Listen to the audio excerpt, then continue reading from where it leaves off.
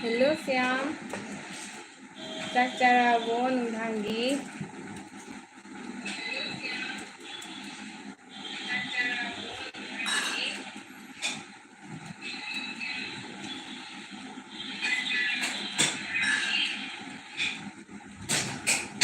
ओ चे ओ चे ngasi kano चाहिए पकौड़ा थोड़ा चाहिए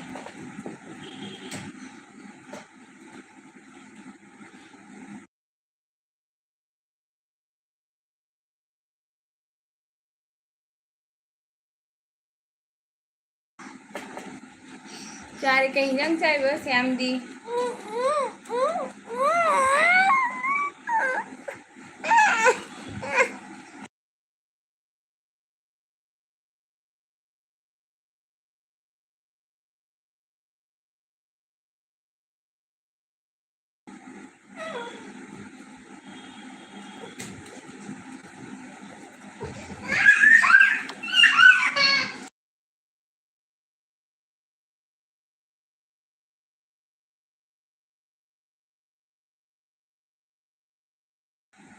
ओ कांसोई हाउनी कांसोई करिगा बोरा करो श्याम बोलो रे नत्रो खरा तपथरबा हजिती खरा इंग तपमनी नत्रा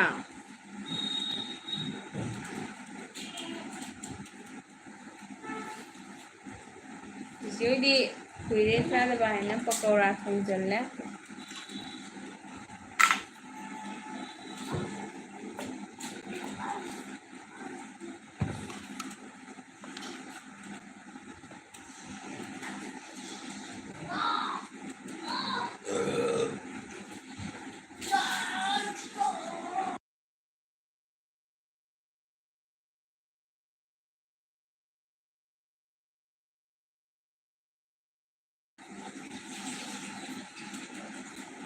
अय्या हंसी तुम कामनारी बने हाय Shyam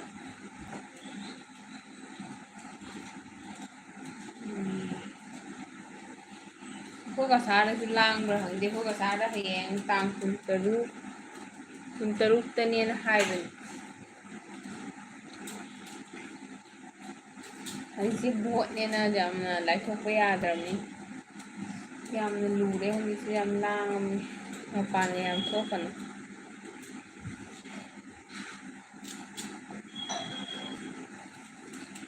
แค่ตัวหรอแล้ว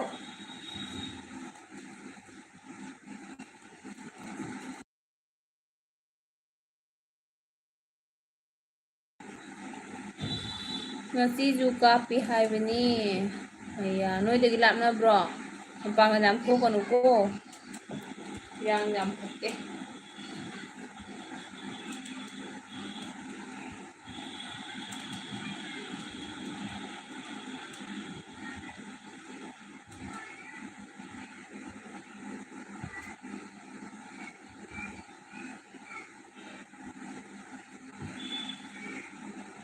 hẹn dùng không có bột tàu này hai bạn nói lại cay đi luôn rồi nè chó đang đi thả đá hả bó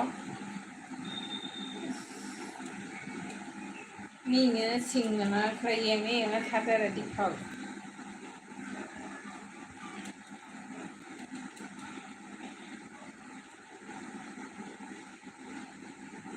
ใครยังนี่อังมันเท่านี้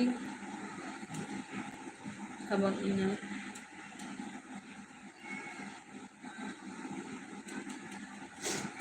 โอ้โอ้หน่วยดีเลยได้บ่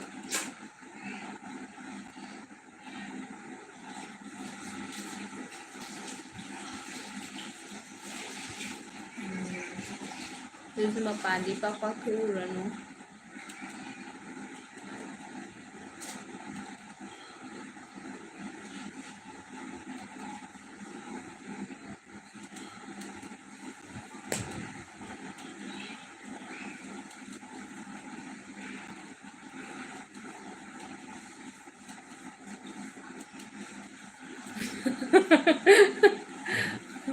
Oh, hoy.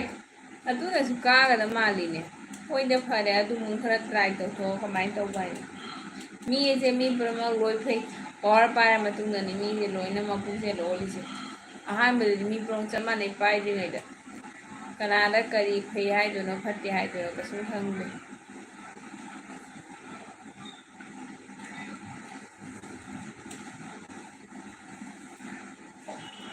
ꯌꯥꯝꯅ ꯀꯩꯅꯣ ꯇꯧꯔꯤꯁꯤꯒ ꯀꯩꯅꯣ ꯇꯧꯒꯗꯕꯗꯤ ꯃꯥꯜꯂꯦ ꯑꯁꯤꯗꯩꯁꯤꯗ ꯑꯣꯏꯒꯗꯕ ꯃꯥꯜꯂꯦ ꯑꯩꯈꯣꯏꯅ ꯁꯨꯃꯥꯏꯅ ꯊꯥꯖꯩ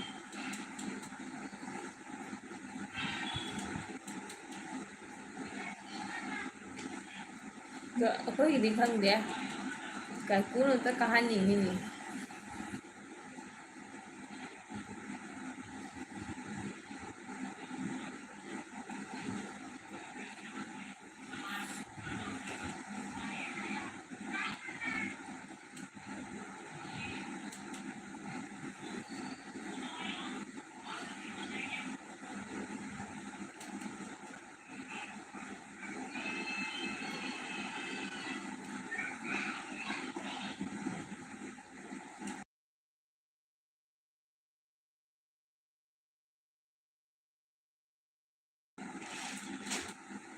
ꯑꯗꯨꯁꯦ ꯌꯥꯝ ꯀꯩꯒꯤꯅꯣꯕ ꯍꯥꯏꯗꯤ ꯀꯩꯅꯣꯗ ꯄꯥꯝꯅꯗ꯭ꯔꯤꯁꯦ ꯌꯥꯝꯕꯨꯡꯁꯦ ꯄꯥꯝꯅꯗ꯭ꯔꯤꯁꯦ ꯀꯩꯒꯤꯅꯣꯕ ꯃꯅꯤꯄꯨꯔꯗ ꯑꯩꯈꯣꯏꯅ ꯈꯟꯕꯅ ꯍꯥꯏꯗꯤ ꯃꯥ ꯑꯗꯨꯝ ꯃꯌꯥꯝꯒꯤ ꯀꯩꯅꯣꯗ ꯇꯧꯔꯕꯅꯤꯅ ꯃꯌꯥꯝꯒꯤ ꯃꯤꯔꯛ ꯊꯣꯛꯑꯕꯅꯤꯅ ꯃꯥꯅ ꯑꯗꯨꯝ ꯈꯔ ꯍꯥꯏꯗꯤ ꯀꯩꯅꯣ ꯇꯧꯒꯗ꯭ꯔꯥ ꯍꯥꯏ ꯃꯤ ꯑꯩꯁꯦ ꯃꯌꯥꯝꯒ ꯈꯪꯅꯕ ꯀꯝꯃꯨꯅꯤꯀꯦꯠ ꯇꯧꯕ ꯍꯦꯜꯂꯗꯤ ꯐꯠꯇꯕ ꯇꯧꯒꯗꯕ ꯂꯩꯔꯁꯨ ꯃꯌꯥꯝꯒꯤ ꯈꯟꯊꯔꯒ ꯇꯧꯗꯕ ꯃꯌꯥꯝ ꯂꯩꯅꯀꯣ ꯑꯗꯨꯗꯨꯒꯤꯗꯨꯝ ꯑꯩꯈꯣꯏꯅ ꯄꯥꯝꯃꯤꯕꯅꯦ ꯑꯗꯨ ꯃꯥꯅ ꯑꯣꯏꯇꯥꯔꯗꯤ ꯈꯔ ꯐꯒꯗ꯭ꯔꯥ ꯍꯥꯏꯅ ꯑꯗꯣ ꯃꯉꯣꯟꯗꯗꯤ ꯁꯥꯄꯣꯔꯠ ꯏꯇꯧ ꯇꯧꯗꯕ ꯃꯥꯜꯂꯦ ꯐꯦꯁꯕꯨꯛꯇꯁꯨ ꯀꯗꯣꯝꯗꯒꯤ ꯀꯣꯛꯅꯣ ꯈꯪꯗꯦ ꯌꯨꯝꯗꯒꯤ ꯑꯃ ꯈꯜꯂꯒ ꯆꯠꯂꯒ ꯑꯥꯗ ꯀꯩꯅꯣ ꯌꯧꯔꯝꯗꯥꯏꯗ ꯂꯣꯏꯅ ꯏꯑꯣꯟ ꯑꯣꯟꯈ꯭ꯔꯦ ꯅꯠꯇ꯭ꯔꯥ ꯃꯌꯥꯝ ꯑꯃꯒ ꯊꯦꯡꯅꯕꯗ ꯍꯣꯏꯗ ꯂꯣꯏꯔꯗꯤ ꯂꯣꯏꯔꯦ ꯎꯄꯥꯏ ꯂꯩꯇꯦ ꯃꯥꯅ ꯑꯝꯇ ꯀꯥꯔꯗꯤ ꯌꯦꯡ ꯅꯨꯡꯉꯥꯏꯒꯗꯕ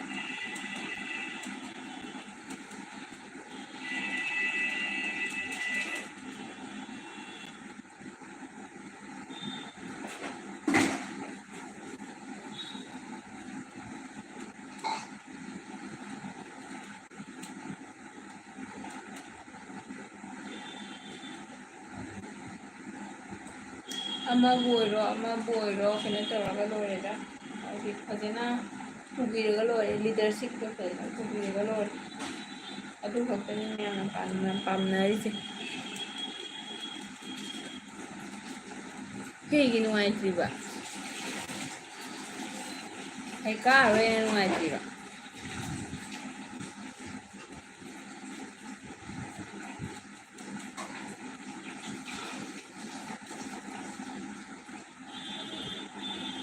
ꯈꯪꯗꯦ ꯃꯥ ꯍꯣꯠꯇꯤ ꯍꯣꯠꯅꯖꯩꯌꯦ ꯃꯥꯁꯨ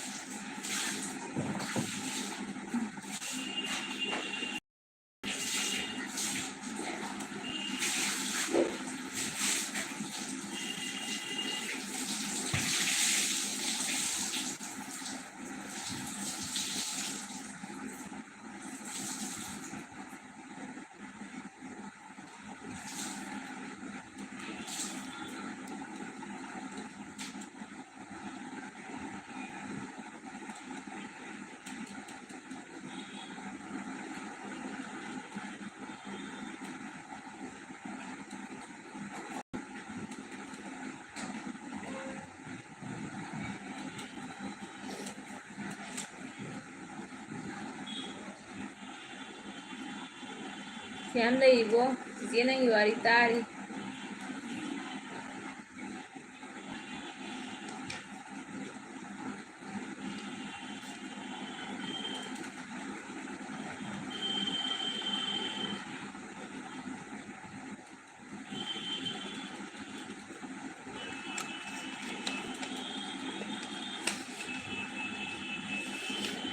ꯍꯣꯏ ꯂꯩꯕꯤꯌꯨꯁꯦ ꯌꯥꯝ ꯅꯪ ꯀꯩꯒꯤ ꯅꯨꯡꯉꯥꯏꯇ꯭ꯔꯤꯅꯣ ꯑꯗꯨꯗꯤ ꯍꯥꯏꯔꯛꯇꯦ ꯃꯤꯁꯦ ꯆꯤꯆꯦꯒꯤ ꯃꯤꯁꯦ ꯂꯥꯛꯅꯗꯦ ꯑꯇꯣꯞꯄ ꯃꯤ ꯂꯥꯏꯐ ꯌꯥꯝ ꯊꯥꯕ ꯉꯝꯃꯤ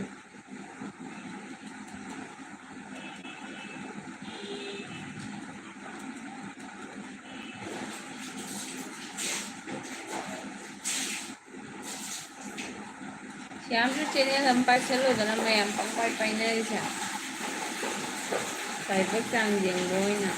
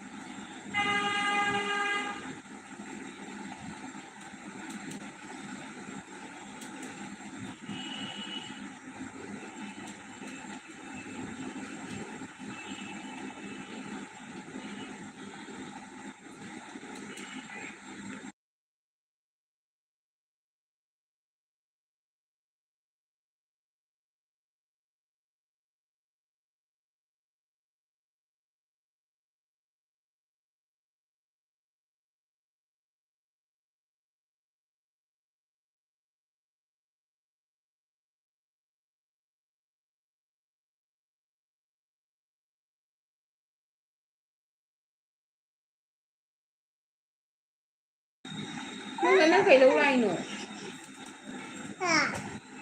ꯒꯥꯔꯤ ꯂꯧ ꯂꯥꯛꯏꯕ ꯁꯦ ꯀꯥꯔ ꯄꯨꯔ ꯆꯠꯈ꯭ꯔꯣ चलो कार पूरो नंग कार पूरो चखरो चलाओ लो हाँ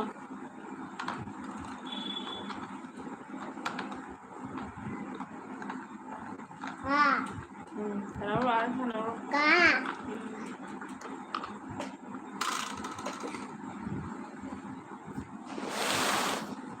श्याम मते वाली रोज चेता आ रही है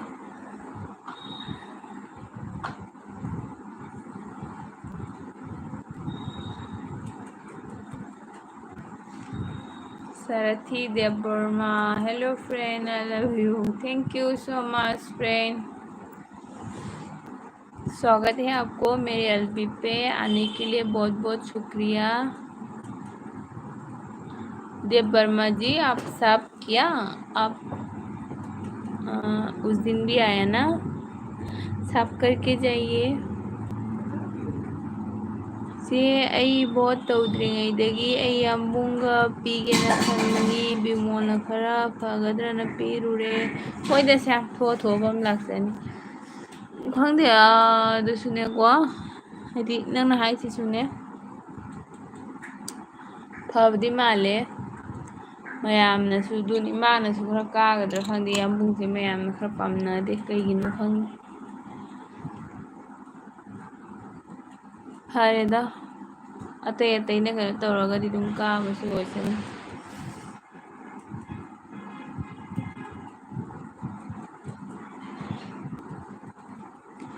ꯑꯩꯅ ꯑꯗꯨꯒ ꯂꯩꯔꯗꯤ ꯄꯤꯕꯤꯗꯣꯏꯅꯤ ꯌꯥꯝꯕꯨꯡꯗ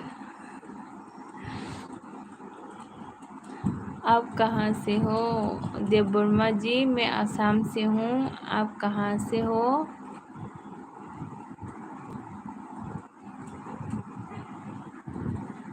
आप भी आसाम से लग रहा है मुझे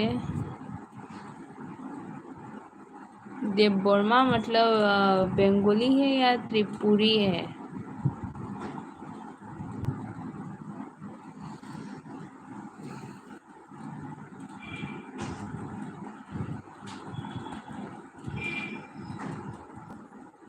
हाँ मैं त्रिपुरा से हूँ हाँ मुझे ऐसे लग रहा था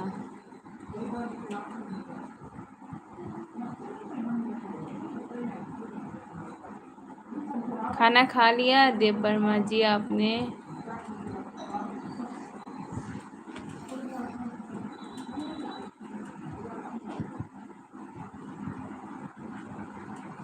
ꯌꯥꯝ ꯆꯤꯆꯦ ꯍꯣꯏꯗꯤ ꯁꯤꯒ ꯂꯩꯔꯕꯅꯤꯅ ꯆꯤꯆꯦꯒꯤ ꯚꯣꯠ ꯑꯃ ꯃꯥꯡꯉꯅꯤ ꯍꯧꯖꯤꯛꯇꯤ ꯂꯨꯔꯕꯅꯤ ꯚꯣꯠꯁꯦ ꯀꯥꯔꯠ ꯁꯤꯁꯇꯦꯝꯗ ꯑꯣꯏꯅꯁꯨ ꯄꯤ ꯍꯥꯏꯕꯅꯤ ꯑꯩꯈꯣꯏꯒꯤꯗꯤ ꯍꯥꯞꯄꯔꯣꯏ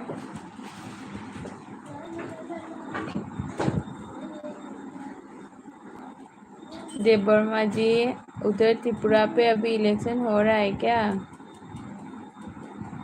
अभी तो इलेक्शन का हर जगह चर्चा ही चर्चा है।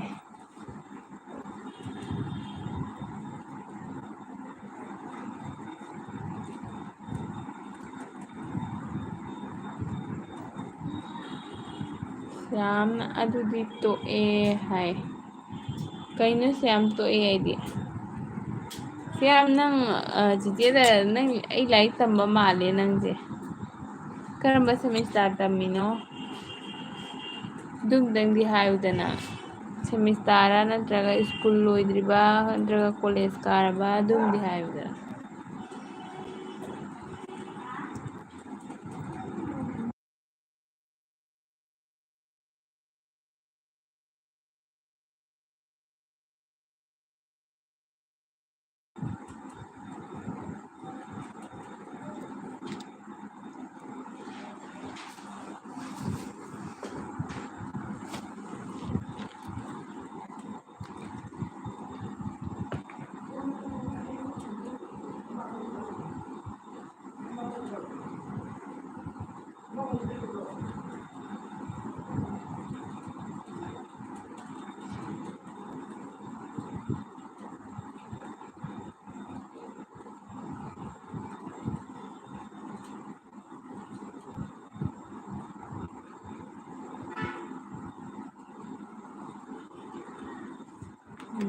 सी आई लाइक तंबा लोइसिनख्रे हाय ओ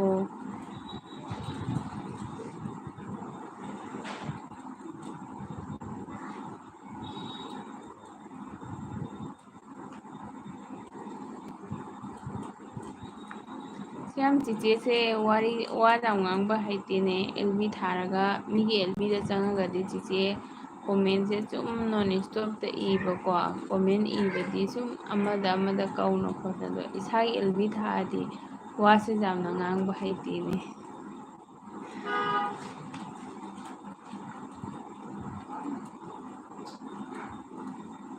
श्याम हजिति कोइबो खोतपगदि चटपा जारिबो हाइदि मफम मयामबदा सुम फ्री ओरबा नत्रगा कोइबो खोतपगा दुम हानाय दुबाना खरा दुम नॉर्मल ओरबा हाइबा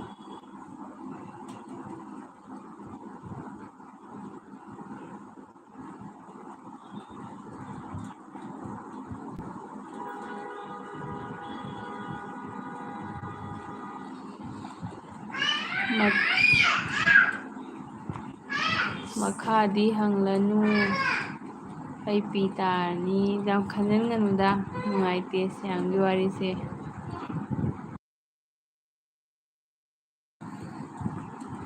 ꯁ꯭ꯌꯥꯝꯒꯤ ꯋꯥꯔꯤꯁꯦ ꯏꯃꯣꯁꯅꯦꯜ ꯑꯣꯏꯕ ꯁꯣꯏꯗꯅ ꯑꯣꯏꯔꯝꯃꯅꯤ ꯅꯨꯡꯉꯥꯏꯇꯦ ꯌꯥꯝꯅ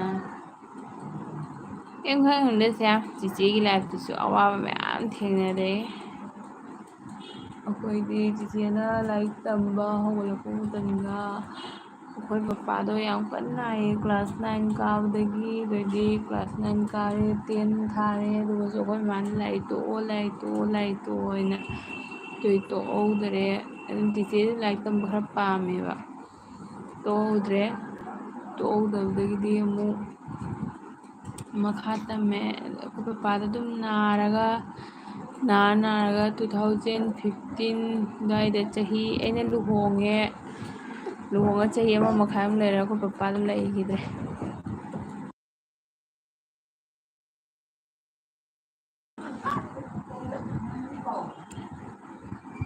ꯆꯤꯡꯌꯥꯗꯗꯤ ꯌꯥꯗꯦ ꯑꯣ ꯍꯣꯏꯅꯦ ꯆꯤꯡꯌꯥꯗꯗꯤ ꯃꯣꯏꯒꯤ ꯂꯝ ꯑꯣꯏꯕꯅꯀꯣ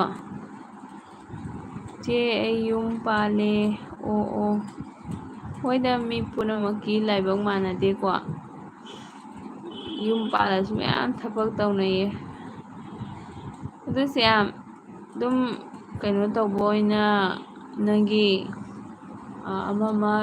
ꯊꯕꯛ ꯑꯃ ꯇꯧꯕꯅ ꯇꯧꯕꯅꯤ ꯑꯗꯣ ꯄꯥꯔꯠ ꯇꯥꯏꯝ ꯑꯣꯏꯅꯁꯨ ꯌꯨꯇꯨꯕꯁꯤꯁꯨ ꯆꯦꯅꯦꯜ ꯑꯃ ꯍꯥꯡꯖꯜꯂꯣ ꯅꯪꯒꯤ ꯕ꯭ꯂꯣꯒꯀꯤ ꯇꯥꯏꯞꯇ ꯑꯗꯨꯒ ꯑꯗꯨꯝ ꯀꯩꯅꯣ ꯇꯧ ꯂꯥꯏꯕꯛ ꯐꯧꯔꯗꯤ ꯌꯨꯇꯨꯕꯇꯩꯁꯨ ꯃꯤ ꯃꯌꯥꯝ ꯃꯌꯥꯡ ꯃꯆꯥꯉꯩꯗꯤ ꯃꯌꯥꯝ ꯀꯩꯅꯣ ꯇꯧꯅꯩꯁꯤꯅꯤ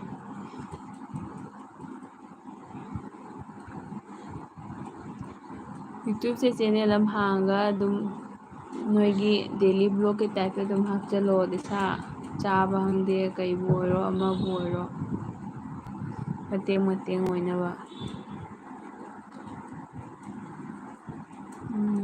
ꯁ꯭ꯌꯥꯝ ꯍꯣꯏ ꯆꯦ ꯍꯥꯏ ꯑꯉꯥꯡ ꯈꯔ ꯂꯩꯔꯕꯣ ꯁ꯭ꯌꯥꯝ ꯑꯗꯨꯁꯨ ꯍꯪꯉꯛꯀꯅꯨ ꯍꯥꯏꯔꯣ ꯍꯣꯏꯗ ꯍꯥꯏꯅꯤꯡꯗꯗꯤ ꯀꯩꯁꯨ ꯅꯠꯇꯦꯗ ꯃꯤꯒꯤ ꯀꯩꯅꯣ ꯂꯩꯔꯤ ꯍꯥꯏꯅꯤꯡꯕ ꯍꯥꯏꯅꯤꯡꯗꯕ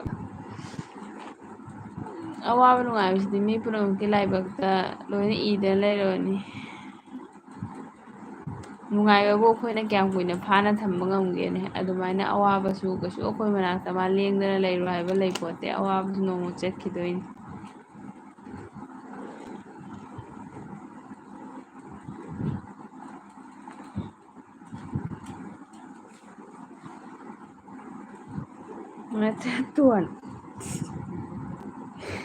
ꯃꯆꯥꯇꯣꯟ ꯍꯦꯟꯃꯟꯗ꯭ꯔꯣ ꯅꯪꯗꯣ ꯆꯠꯂꯣ ꯅꯪ ꯒꯥꯔꯤ ꯄꯨꯔꯒ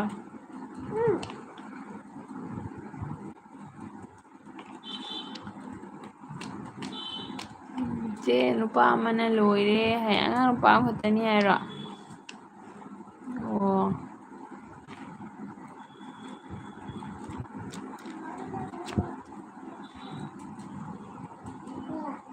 ꯍꯥꯎ ꯆꯣ ꯅꯪ ꯒꯥꯔꯤ ꯄꯨꯔ ꯆꯠꯂꯣ ꯁꯦ ꯆꯠꯂꯣ ꯅꯪ ꯒꯥꯔꯤ ꯄꯨꯔ ꯁꯥꯟꯅꯧꯔꯣ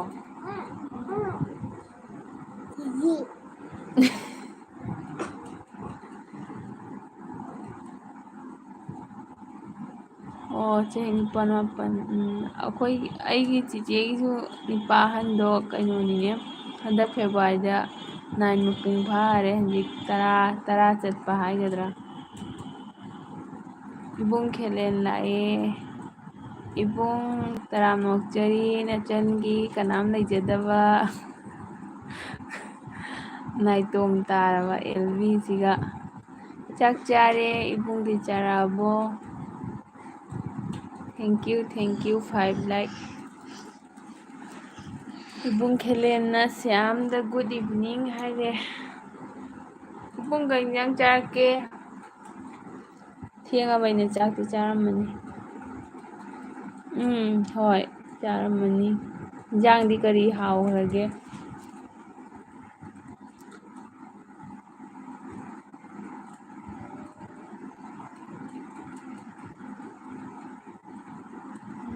ꯑꯣ ꯑꯩ ꯀꯣꯕꯤ ꯆꯥꯔꯦ ꯍꯥꯏ ꯏꯕꯨꯡ ꯀꯣꯕꯤ ꯆꯥꯔꯦ ꯍꯦ ꯍꯥꯏꯁꯦ ꯀꯣꯕꯤꯁꯦ ꯑꯉꯧꯕ ꯆꯥꯏꯔꯣ ꯑꯩꯗꯤ ꯀꯣꯕꯤ ꯃꯅꯥꯗꯣ ꯅꯧꯅ ꯊꯣꯛꯄ ꯃꯇꯝꯗ ꯑꯥꯂꯨ ꯃꯆꯥꯗꯣ ꯉꯧꯔ ꯆꯥꯕꯁꯦ ꯌꯥꯝ ꯄꯥꯝꯃꯦ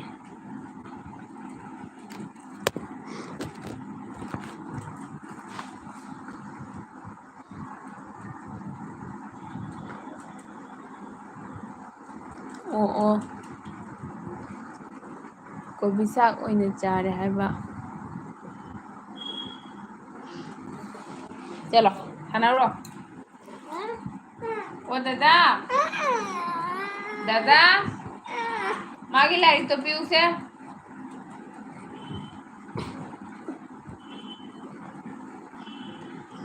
ꯁ꯭ꯌꯥꯝꯅ ꯕ꯭ꯔꯣ ꯈꯦꯂꯦꯟ ꯏꯚꯤꯅꯤꯡ ꯍꯥꯏꯌꯦ ꯑꯗꯨꯒ ꯏꯕꯨꯡꯒꯤꯁꯨ ꯑꯦꯜꯕꯤ ꯊꯥꯗꯕ꯭ꯔꯣ ꯅꯣꯡꯇꯪ ꯊꯥꯔꯛꯑꯣ ꯌꯥꯎꯅꯤꯡꯉꯦ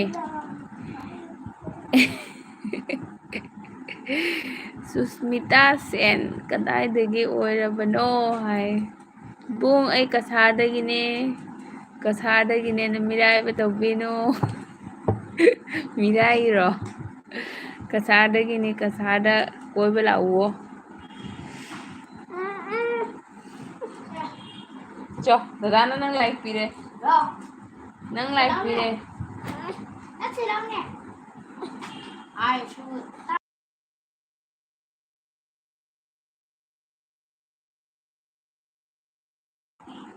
ꯃꯥ ꯑꯩ ꯐꯨꯔ ꯊꯥꯔꯛꯀꯦ ꯌꯥꯝꯅ ꯕ꯭ꯔꯣ ꯈꯦꯂꯦꯟ ꯀꯥꯡꯁꯣꯏ ꯍꯥꯏꯌꯦꯀꯣ ꯀꯥꯡꯁꯣꯏ ꯈ꯭ꯋꯥꯏꯗꯒꯤ ꯑꯍꯥꯎꯕ ꯍꯤꯟꯖꯥꯡꯅꯤ ꯀꯥꯡꯁꯣꯏ ꯁꯧꯒ꯭ꯔꯤ ꯑꯗꯣ ꯁ꯭ꯌꯥꯝ ꯃꯅꯤꯄꯨꯔꯗ ꯑꯦꯀꯥ ꯄꯥꯡꯈꯣꯛꯇꯣ ꯊꯣꯛꯄ꯭ꯔꯣ ꯑꯩꯈꯣꯏ ꯀꯁꯥꯔꯗꯗꯤ ꯑꯦꯀꯥ ꯄꯥꯡꯈꯣꯛꯇꯣ ꯌꯥꯝ ꯊꯣꯛꯏꯅꯦ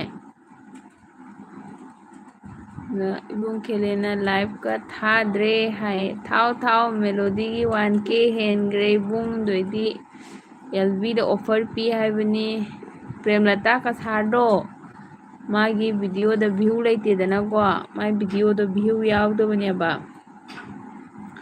अदो माइदो कमाइन तविनो खंगदे मता चाबा हाइगदरा एलबी थारगने एलबी थाबदे माहदी 1K हेनग्रे दुआ इबुंग खेलेना सुस्मिता आई अदुमाई खंदेको होइदा फागी तविनी इबुंग थैंक यू कई खन्ना दोइनोने कोइबा लाउवो दुगा इबुंग कनाना मिराइबा यावरगे हाय यावदे एलबी से मी लागते हाइबा श्यामना चे अमुक चंगलके हाय हो श्याम कायदा चथुगदबा लेब्रा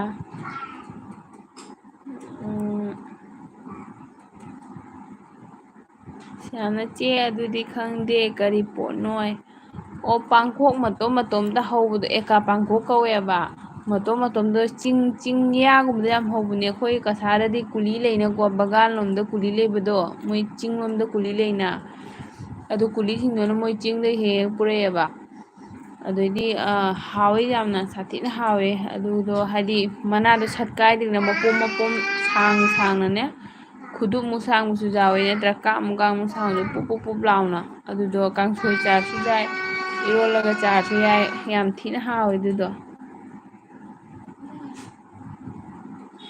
इबुंगना मणिपुरदा फंगदबा मना मसिंग लेते इबुंग हजिकिदो फंगब्रा हाइबा एका पांखोकतो श्यामदी खंगदे हाय हावबने यामना अखोइदी कुलीसिंगना मोइना हेगा पुरेबा अदुइदी बारुनीना लेबदो कसारदा बुबोंदो अदुगी चिंग्यादसु जाम हौबा अदो मोइ दोनदा लेबा कुलीसिंगदोना हेगा बाजारदा जोनबा पुरेबा मैतैनगदी जोनदेदा हदि कुलीना जोलगा लौइ चाय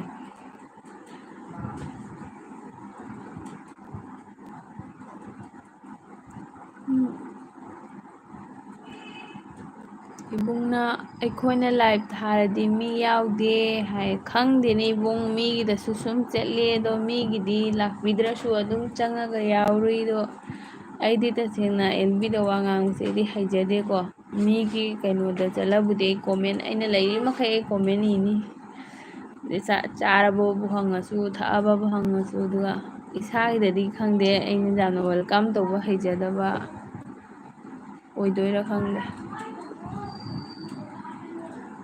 कदाइदगी साब हेंदोइबा खंगदेने इबुंग माइदो माइ चैनल व्यू कापदेबको माइदो मुबांगसु खरा थांगले अदुइदो 80 काबा 130 काबा अदुमाइ तो अइ चैनल सु कुइद्रिबनेबा अखोइ सुमाइना थानिमुदा फाबनेबा हांगबा अदो मादी एलबी थाबदे माइ गुलीदो लाकपदगिने नोंमोय थानदोइ मादी लाए खंगना अदुम अयुक्तगी दुम मादी साइलेंट खरा मीना वा ngang खरा ngang खरा अदुमाइ दुम तौरा था मादी 1K हेनख्रे ngarang अदुना चे गंगादो मासु थाबने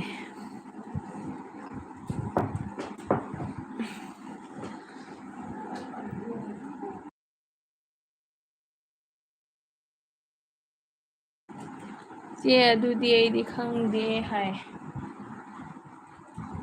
होय श्याम अदुने चिचेना हंगसे खंगब्रा अदुदी कैनोदा मणिपुरदा अमसु फंगदा मारेको अखोइ सिंजुदा कसारददी अदुगिदो सिंजुदा अदुदना मरोइ मकोकनेबा लैखमानना अदु मणिपुरददी फंगदे हाइबने लैखमानदो साथी अमना नुसिबा कसारददी सिंजु तौबदा माग जाउद्रदी हाइदिने कम्प्लीट ओइदबा दुआइन तौवे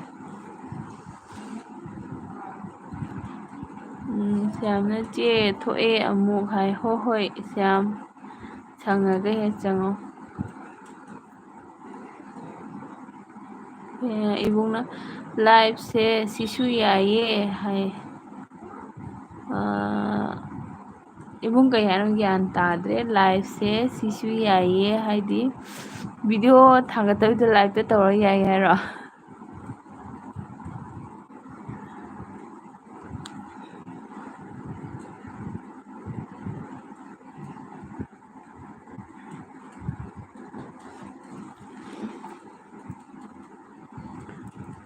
ꯏꯕꯨꯡ ꯆꯦ ꯃꯣꯃꯤꯇꯥꯒꯤ ꯊꯥꯕ꯭ꯔꯣ ꯉꯁꯤꯁꯤꯕꯣ? ꯆꯦ ꯃꯣꯃꯤꯇꯥꯒꯤꯗꯤ ꯅꯣꯇꯤꯐꯤꯀꯦꯁꯟ ꯂꯥꯛꯇꯦꯅꯦ꯫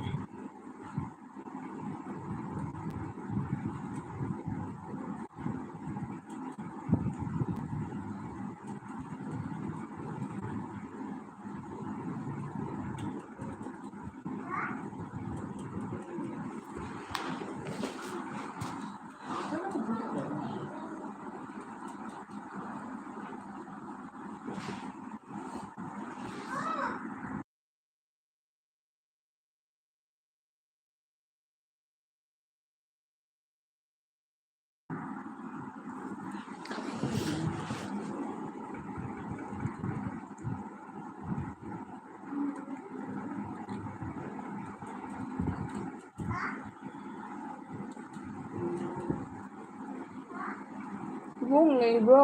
ꯂꯩꯔꯗꯤ ꯀꯣꯃꯦꯟ ꯏꯕꯤꯔꯣ꯫ ꯏꯕꯨꯡꯒꯤ ꯀꯣꯃꯦꯟꯗꯣ ꯄꯥꯒꯦ, ꯄꯥꯔꯒ ꯃꯇꯝ ꯂꯦꯟꯒꯦ꯫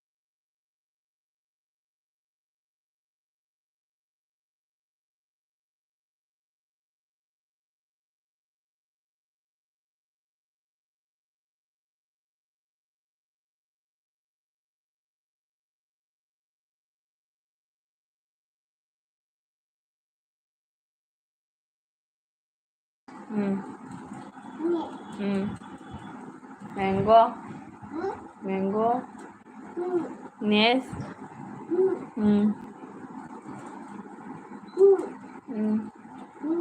umbrella, kaya ano, pepe, top,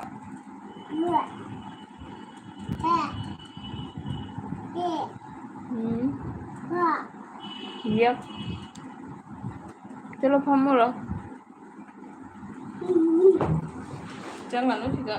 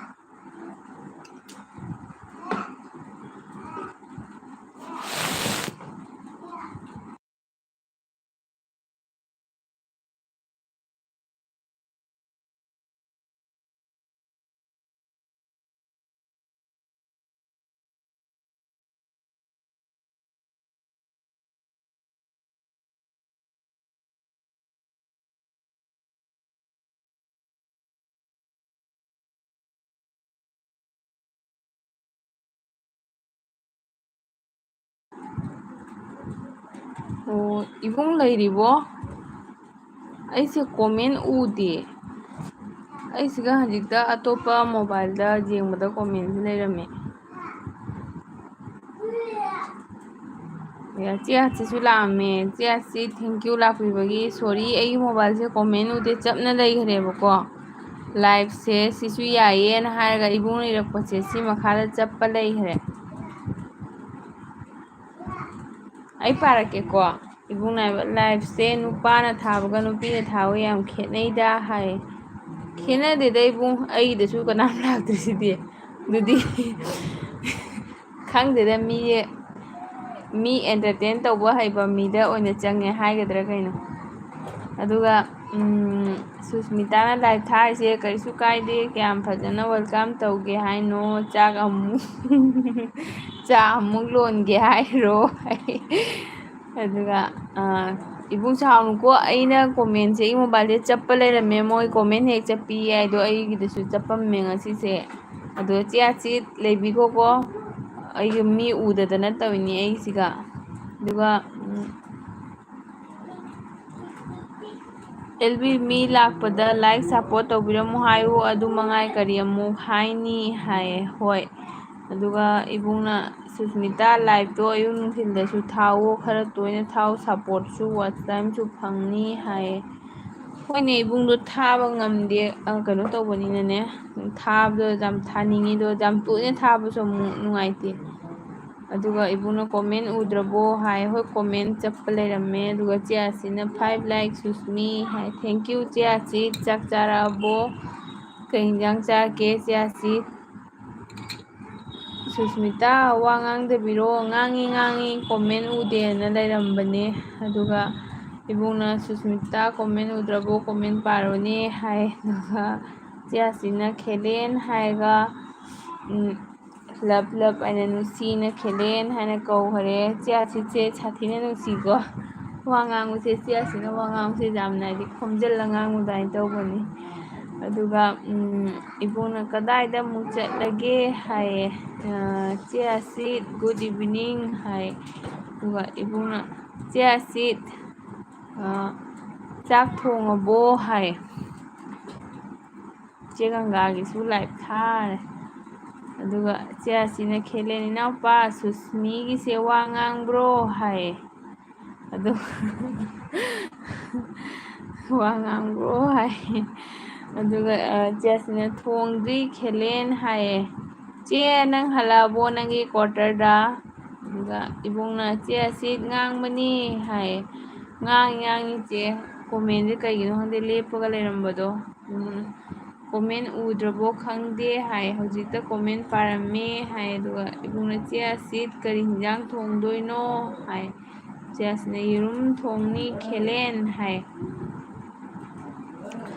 aduga ibungna Susmita ai leiriye hai ho ibung thank you chiasi ti leiribantro chiasi chatkrabo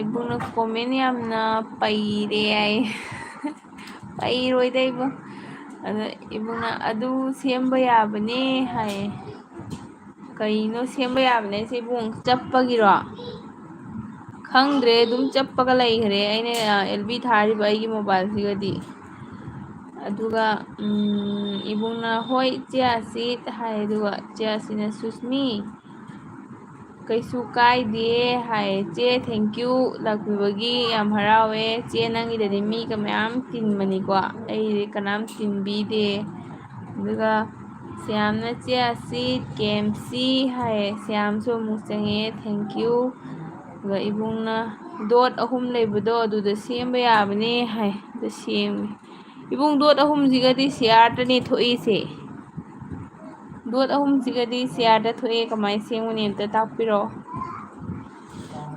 ꯑꯗꯨꯒ ꯀꯩ ꯆꯠꯈ꯭ꯔꯦ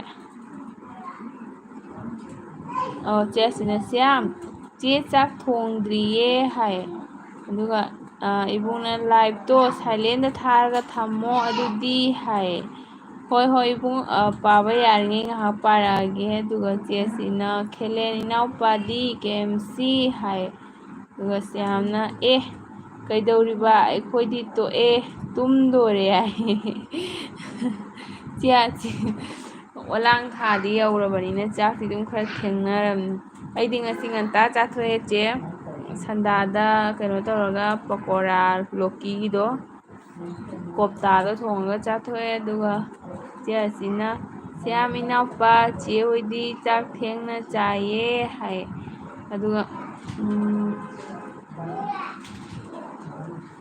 ꯀꯥꯏ ꯆꯠꯈ꯭ꯔꯦ ꯃꯣꯕꯥꯏꯜ ꯑꯇꯣꯞꯄꯗꯩ ꯄꯥꯕꯁꯦ ꯀꯣꯃꯦꯟꯁꯦ ꯆꯦꯟꯕꯗꯥꯏꯅ ꯇꯧꯋꯦ ꯏꯕꯨꯡ ꯁ꯭ꯌꯥꯝ ꯌꯥꯝꯅ ꯉꯜꯂꯤꯗ ꯇꯨꯝꯗꯣꯏꯗꯣ ꯍꯥꯏ ꯌꯥꯝ ꯉꯟꯅꯒ ꯇꯨꯝꯒꯅꯨ ꯁ꯭ꯌꯥꯝ ꯏꯔꯥꯡ ꯐꯠꯇꯕꯗꯨꯒ ꯑꯗꯨꯒ ꯁꯤꯡꯍ ꯂꯥꯛꯑꯦ ꯋꯦꯜꯀꯝ ꯁꯤꯡꯍ ꯂꯥꯏꯛ ꯗꯟ ꯍꯥꯏ ꯗꯦꯂꯤ ꯍꯥꯏ ꯁꯤꯡꯍꯁꯤꯅ ꯑꯩ ꯏꯆꯦꯕꯨ ꯁꯕꯇꯥꯏꯇꯜ ꯑꯃ ꯄꯤꯔꯦ ꯊꯦꯡꯀ꯭ꯌꯨ ꯁꯤꯡꯍ ꯀꯩ ꯏꯟꯖꯥꯡ ꯆꯥꯔꯛꯀꯦ ꯑꯗꯨꯒ ꯁ꯭ꯌꯥꯝꯅ ꯑꯣ ꯍꯥꯏ ꯑꯗꯨꯒ ꯆꯦ ꯑꯁꯤꯅ ꯍꯜꯂꯛꯑꯦ ꯁꯨꯁꯃꯤ ꯍꯥꯏ ꯑꯣ ꯆꯦ ꯌꯥꯝ ꯇꯦꯜꯂꯤꯅ ꯆꯦꯒꯤ ꯁꯨꯇꯤꯗꯨꯗꯤ ꯑꯗꯨꯗꯤ ꯏꯕꯨꯡꯅ ꯆꯦ ꯑꯁꯤꯠ ꯀꯣꯕꯤ ꯁꯥꯛ ꯆꯥꯔꯦ ꯍꯥꯏ ꯑꯗꯨꯒ ꯆꯦ ꯑꯁꯤꯠꯅ ꯑꯗꯨꯗꯤ ꯏꯕꯨꯡꯅ ꯍꯣꯏ ꯆꯦ ꯑꯁꯤꯅ ꯁꯤꯡꯍ ꯋꯦꯜꯀꯝ ꯏꯅꯥꯎꯄꯥ ꯍꯥꯏꯌꯦ ꯑꯗꯨꯒ ꯁꯤꯡꯍ ꯑꯩꯒꯤꯗ ꯂꯥꯛꯑꯒ ꯂꯩꯕꯤꯗꯕꯅꯤꯀꯣ ꯈꯇꯪ ꯂꯩꯕꯤꯌꯨ ꯉꯥꯛꯇꯪ ꯀꯨꯏꯅ ꯁꯤꯡꯍꯁꯦ ꯂꯩꯅꯤꯡꯗ ꯃꯥꯜꯂꯦ ꯁꯤꯒ ꯂꯥꯏꯐ ꯅꯨꯡꯉꯥꯏꯕ ꯊꯤꯗꯅ ꯀꯣꯏꯆꯠ ꯆꯠꯄꯅꯤ ꯁꯤꯡꯍꯁꯦ ꯑꯗꯨꯒ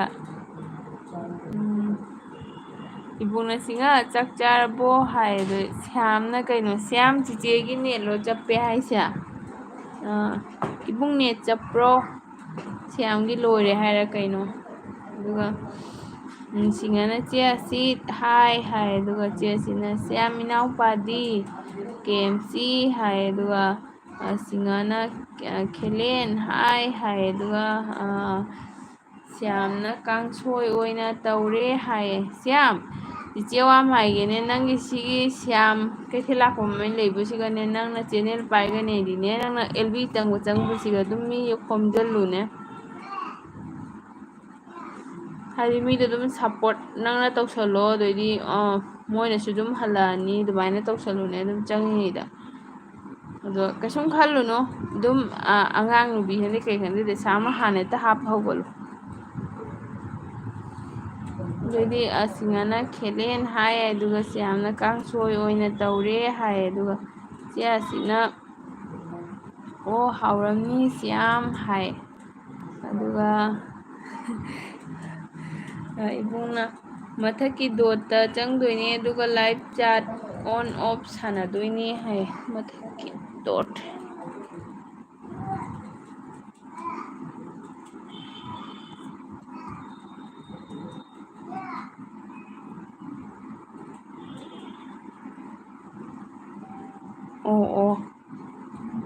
ꯌꯥꯔꯦ ꯏꯕꯨꯡ ꯌꯥꯝ ꯅꯨꯡꯉꯥꯏꯔꯦ ꯏꯕꯨꯡꯅ ꯇꯥꯛꯄꯤꯔꯛꯄꯩ ꯀꯩꯅꯣ ꯇꯧꯔꯤꯕ ꯃꯊꯛꯀꯤ ꯗꯣꯠꯇ ꯅꯠꯇꯦ ꯁꯣꯟꯗ ꯑꯩꯒꯤꯗꯤ ꯃꯦꯁꯦꯖꯦꯁ ꯂꯥꯛꯄꯩ ꯕꯣꯛꯁ ꯁꯨꯃꯥꯏꯅ ꯊꯣꯛꯑꯒ ꯂꯩꯌꯦꯕꯀꯣ ꯑꯗꯨꯒꯩꯗꯨꯒ ꯆꯪꯉꯒ ꯑꯣꯜ ꯆꯥꯠ ꯚꯤꯖꯤꯕꯜꯗꯨꯒ ꯅꯝꯃꯦ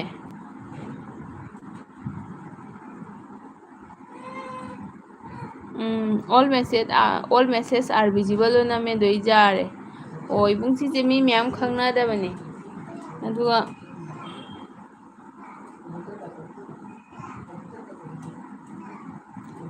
ꯃꯥꯡꯈ꯭ꯔꯦ. ꯁ꯭ꯌꯥꯝꯅ ꯍꯣꯏ ꯆꯦ ꯍꯥꯏ. ꯑꯗꯨꯒ ꯆꯦ ꯑꯁꯤꯅ ꯁꯤꯡꯍ ꯏꯅꯥꯎꯄꯥꯗꯤ KFC ꯍꯥꯏ. ꯁꯤꯡꯍ ꯄꯥꯏꯔꯝꯃꯅꯤ ꯆꯦ. ꯁꯤꯡꯍꯗꯣ LV ꯅꯨꯡꯉꯥꯏꯕ ꯊꯤꯔꯒ ꯆꯠꯄꯅꯦ. ꯄꯥꯏꯔꯝꯃꯅꯤ. ꯑꯗꯨꯒ ꯆꯦ ꯑꯁꯤꯅ ꯁꯨꯁꯃꯤ ꯏꯆꯦ ꯑꯣꯟ ꯂꯩꯒꯦ ꯆꯥꯛ ꯊꯥꯒꯠꯀꯦꯀꯣ ꯍꯥꯏ. ꯍꯣꯏ ꯆꯦ ꯊꯥꯒꯠꯂꯣ. ꯄꯨꯡ 9:30 ꯇꯥꯔꯕꯅꯤꯅꯀꯣ ꯊꯥꯒꯠꯂꯣ. ꯑꯗꯨꯒ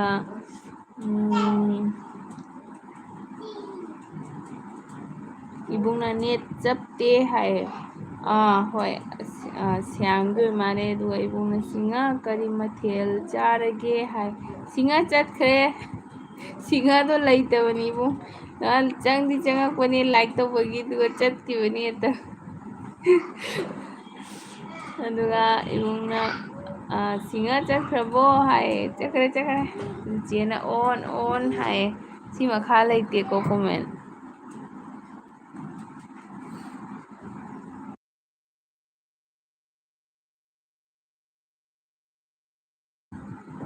ꯅꯪ ꯂꯥꯛꯑꯕꯣ ꯑꯃꯨꯛꯀ? ꯀꯥꯈꯠꯂꯛꯀꯅꯨ. ꯆꯦ ꯌꯦꯔꯨꯝꯗ ꯊꯣꯡꯗꯣꯏꯔꯣ? ꯑꯇꯩꯗꯤ ꯀꯩ ꯃꯊꯦꯜ ꯇꯧꯗꯣꯔꯤ?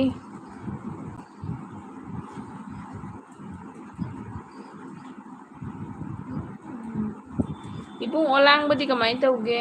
ꯌꯥꯝ ꯁꯥꯔꯕꯣ ꯍꯦꯟꯖꯟꯅ? ꯖꯥꯠꯀꯤ 3 ꯊꯣꯛꯄꯅꯦ ꯑꯗꯨꯗ ꯑꯗꯨꯝ ꯁꯥꯟꯅꯧꯀꯣ. ꯀꯔꯤꯒꯨꯝꯕ ꯀꯣꯃꯦꯟ ꯎꯗ꯭ꯔꯗꯤ ꯍꯣꯏ ꯏꯕꯨꯡ ꯍꯧꯖꯤꯛ ꯈꯪꯉꯅꯤ. ꯍꯥꯏꯗꯤ ꯑꯁꯤꯁꯦ ꯑꯩꯇ ꯅꯠꯇꯦ ꯃꯤ ꯑꯌꯥꯝꯕ ꯆꯞꯄꯦꯅ LB ꯊꯤꯡꯖꯤꯟꯕ ꯌꯥꯎꯔꯤꯅꯤ. ꯑꯗꯨꯏꯗꯤ ꯀꯩꯅꯣꯗ LBꯗ ꯍꯥꯏꯠ ꯇꯧꯈꯤꯕꯗꯣ ꯑꯟꯍꯥꯏꯠ ꯇꯧꯕꯗꯣ ꯑꯗꯨꯁꯨ ꯈꯪꯉꯦ.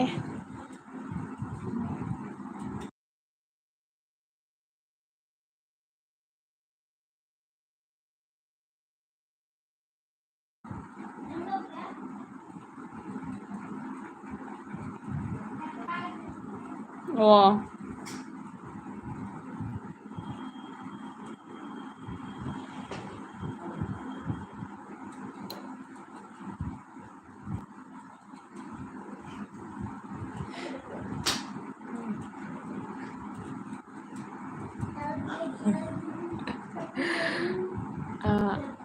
ꯑꯩ ꯑꯉꯥꯡ ꯑꯄꯤꯛꯄꯁꯤꯅ ꯑꯇꯣꯝꯕꯁꯤꯅ ꯃꯄꯥꯒꯤ ꯕꯦꯜ ꯐꯥꯖꯤꯜꯂꯤ ꯀꯟꯅ ꯒꯕꯔ ꯁꯤꯡ ꯃꯥꯟꯕꯒꯤ. ꯑꯉꯥꯡꯁꯤꯡꯁꯦ ꯃꯑꯣꯡ. ꯆꯦ ꯑꯁꯤꯅ ꯑꯇꯩ ꯑꯃ ꯏꯔꯣꯟꯒꯅꯤ. ꯍꯣꯏ ꯆꯦ ꯍꯥꯎꯔꯅꯤ.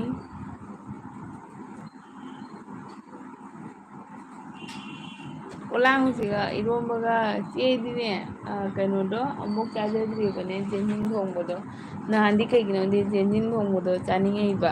ꯑꯩꯈꯣꯏꯅ ꯌꯨꯝꯗ ꯂꯩꯔꯤꯉꯩꯗ ꯑꯩꯈꯣꯏ ꯏꯃꯥꯟꯅꯕꯤꯁꯤꯡꯅ ꯆꯥꯏ ꯍꯥꯏꯌꯦꯕ. ꯆꯦꯟꯖꯤꯟ ꯊꯣꯡꯕꯗꯣ ꯑꯩꯗꯤ ꯑꯃꯨꯛ ꯆꯥꯖꯗ꯭ꯔꯤ. ꯅꯨꯡꯁꯤꯠꯒ ꯅꯨꯡꯁꯥ ꯌꯥꯝ ꯁꯥꯒꯠꯂꯛꯄꯗꯣ ꯑꯩꯗꯤ ꯅꯍꯥꯟ ꯆꯥꯅꯤꯡꯕꯅ ꯑꯗꯨ ꯁꯤꯒꯗꯤ ꯂꯩꯇꯦ. ꯏꯕꯨꯡꯅ ꯆꯦ ꯑꯁꯤ ꯆꯥꯛ ꯊꯣꯡꯕ ꯊꯦꯡꯗ꯭ꯔꯤꯕꯣ ꯍꯥꯏꯌꯦ.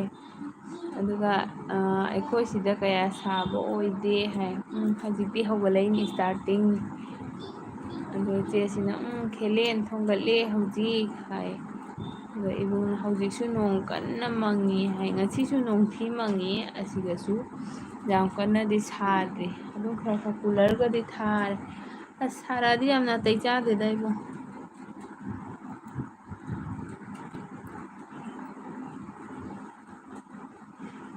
ꯏꯕꯨꯡꯅ ꯆꯦ ꯑꯁꯤ ꯅꯨꯃꯤꯗꯥꯡꯒꯤ ꯆꯥꯛꯇꯤ ꯄꯨꯡ ꯀꯌꯥꯗ ꯆꯥꯒꯦ ꯍꯥꯏ. ꯏꯕꯨꯡ ꯍꯣꯏꯒꯤꯗꯤ ꯆꯥꯛ ꯉꯟꯕ꯭ꯔꯣ? ꯄꯨꯡ ꯀꯌꯥꯗ ꯆꯥꯒꯦ?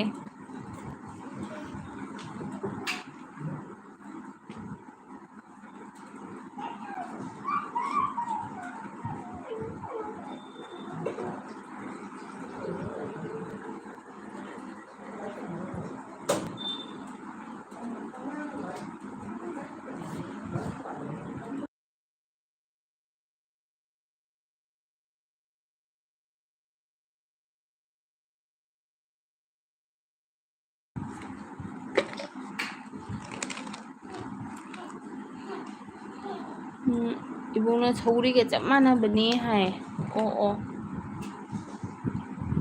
ꯆꯥꯗ꯭ꯔꯤ ꯑꯃꯨꯛꯐꯥꯎ. ꯑꯗꯣ ꯂꯝ ꯑꯣꯂꯥꯡꯕꯁꯤꯒ ꯅꯍꯥꯟ ꯆꯥꯅꯤꯡꯉꯛꯏꯕꯀꯣ. ꯑꯗꯣ ꯐꯪꯗꯦ, ꯁꯤꯒꯗꯤ ꯐꯪꯗ꯭ꯔꯦ. ꯏꯕꯨꯡ ꯑꯩ ꯍꯧꯖꯤꯛ ꯀꯩꯅꯣꯗ ꯂꯩꯌꯦ, ꯗꯤꯜꯂꯤꯗ ꯀ꯭ꯋꯥꯇꯔꯗ ꯂꯩ. ꯑꯗꯨꯒꯤꯅꯤ ꯑꯩꯈꯣꯏꯒꯤ ꯆꯥꯛ ꯍꯤꯟꯖꯥꯡ ꯐꯪꯗ꯭ꯔꯤꯁꯦ.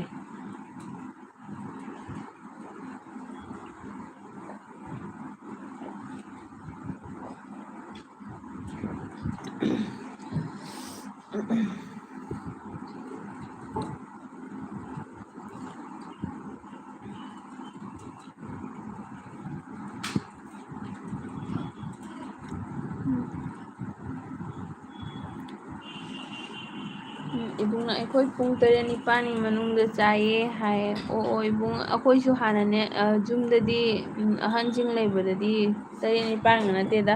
ꯑꯣꯂꯥꯡ ꯊꯥ ꯑꯣꯏꯔꯒꯗꯤ 8, ꯅꯤꯡꯊꯝꯊꯥ ꯑꯣꯏꯔꯒꯗꯤ 6ꯗ ꯆꯥꯛ ꯆꯥꯕꯤꯅꯤ. ꯄꯨꯡ 9ꯒꯁꯤꯗꯤ ꯑꯍꯤꯡ ꯑꯣꯏꯔꯦꯗ. ꯃꯤꯆꯤꯛ ꯃꯤꯔꯥꯎꯈꯣꯜ ꯇꯥꯗ꯭ꯔꯦ. ꯑꯗꯣ ꯑꯁꯤꯒꯅꯕꯨ ꯀꯩꯅꯣꯅꯤꯅ, ꯃꯄꯥꯟꯅꯤꯅ ꯁꯤ ꯑꯗꯨꯝ ꯇꯨꯝꯗꯦ, ꯑꯗꯨꯝ ꯂꯥꯡ ꯂꯩꯕ. ꯁ꯭ꯌꯥꯝꯁꯨ 8-9ꯗ ꯆꯥꯏꯌꯦ. ꯆꯦ ꯑꯩꯈꯣꯏꯗꯤ 8-9ꯗ ꯆꯥꯏ ꯍꯥꯏ. ꯑꯗꯨꯒ ꯆꯦ ꯑꯁꯤꯅ ꯈꯦꯂꯦꯟ ꯄꯨꯡ 10 ꯑꯗꯨꯋꯥꯏꯗ ꯆꯥꯏꯌꯦ. ꯆꯦ ꯅꯪꯒꯤ ꯑꯉꯥꯡ ꯂꯣꯏꯅ ꯆꯥꯎꯔꯕꯣ? ꯂꯥꯏꯔꯤꯛ ꯇꯝꯕ ꯂꯣꯏꯔꯕꯣ? ꯑꯩꯈꯣꯏꯗꯤ ꯑꯉꯥꯡ ꯄꯤꯛꯏꯗ. ꯑꯉꯥꯡ ꯄꯤꯛꯏꯕꯅꯤꯅ ꯀꯩꯅꯣꯗ ꯂꯩꯕꯗꯁꯨ ꯑꯗꯨꯝ ꯄꯨꯡ 10, ꯑꯗꯩꯗꯤ ꯑꯩꯈꯣꯏꯗ ꯂꯩꯔꯒꯅ 12ꯒ ꯇꯥꯕꯒ ꯌꯥꯎꯋꯦ, ꯑꯉꯥꯡꯒꯤ ꯄꯔꯤꯈꯥ ꯃꯇꯝꯒ ꯑꯣꯏꯔꯗꯤ. ꯏꯕꯨꯡꯅ ꯍꯣꯏ ꯏꯆꯦ ꯍꯥꯏ.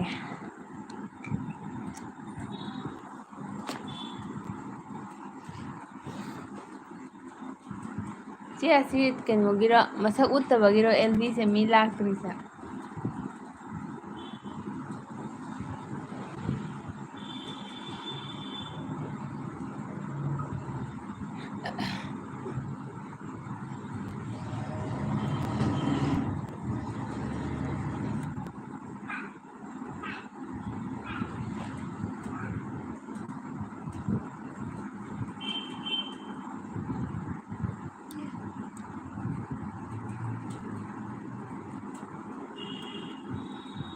ꯏꯕꯨꯡꯗꯤ ꯍꯧꯖꯤꯛ ꯆꯥꯛ ꯇꯣꯛꯑꯒ ꯀꯩꯗꯧꯔꯤꯒꯦ?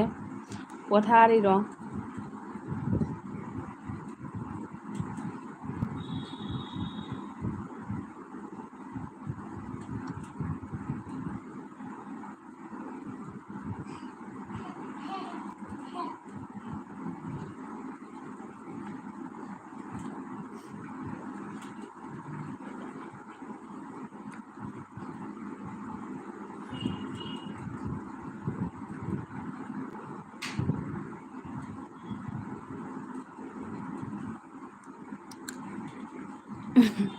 ꯁ꯭ꯌꯥꯝꯅ ꯆꯦ ꯑꯣꯏꯔꯝꯃꯣꯏꯗ ꯍꯥꯏ.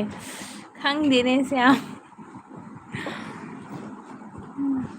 ꯀꯩꯒꯤꯅꯣ ꯈꯪꯗꯦ. ꯃꯤꯒꯤꯗꯗꯤ ꯃꯤꯁꯦ ꯂꯥꯛꯇ꯭ꯔꯁꯨ ꯃꯣꯏꯅ ꯒꯨꯂꯤ ꯑꯗꯣ ꯂꯥꯛꯑꯗꯤ ꯁꯞ ꯍꯦꯟꯒꯠꯇꯣꯏꯅꯦꯕ. ꯑꯃ ꯅꯠꯇ꯭ꯔ ꯑꯃ ꯂꯥꯛꯑꯁꯨ ꯐꯕ.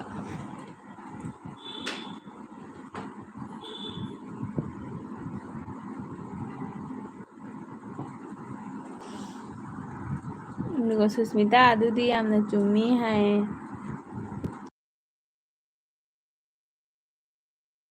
ꯍꯣꯏ ꯑꯣꯏꯗꯣꯏ ꯃꯥꯜꯂꯦ, ꯅꯠꯇ꯭ꯔꯥ ꯏꯕꯨꯡ? ꯑꯗꯨꯃꯥꯏꯅ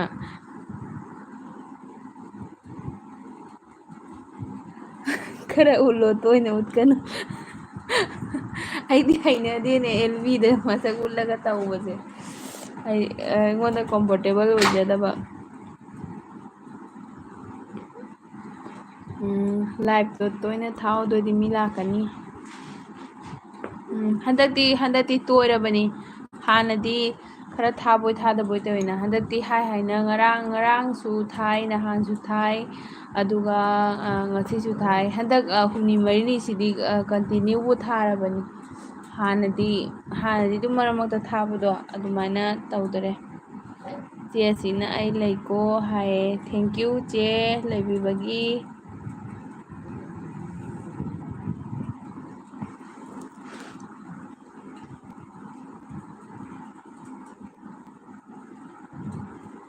ꯆꯦ ꯑꯁꯤꯇꯤ ꯀꯥꯏꯗ ꯂꯩꯅꯣ ꯆꯦ ꯍꯧꯖꯤꯛ? गुवाहाटी साइड लैबा माली। इबुंगना सुस्मिता लाइव तोयना थाबसे व्यू यामना लाकपनी हाय। होय बुंग ऐसे खरा चयेनारे अैना यूट्यूब हांगिबा मतमजे जामना तंजा चादरबा खंगदे। अगांग अपिकपा लैबनिना अैना लाइव थारगा अगांगसिना मी लैत्रदि हाइदि मपागुंबा लैत्रदि याम जेलेबा अदो लांगसु मीना तानिंगदबको अदुगा अदुदुगी अैना याम तोयना थाबा ngamdaba अगांग लैबनिना I like done हायदो Meitei मेक्से अमता हाइबिरौबा Rojit लो इबुंगना रोजित हाय मैतै मेक्से खंगमी अदो पुंकाव कावरेको हाइदि अखोयना तोयना तमकपा नतबनिना अैना डिग्रीदा तमकपनेबा हदति जुम चलगा मैतै मेक ऐ अमुका सोइदना तमगनी। थैंक यू रोजित लाक्पिबगी। रोजित चाक चाराबो रोजित लाकपदगी 8 लाइक सुजरे। बुंगना हेलो रोजित हाय दुगा रोजित चाक चाराबो हाय चारे ब्रो खेलेन हाय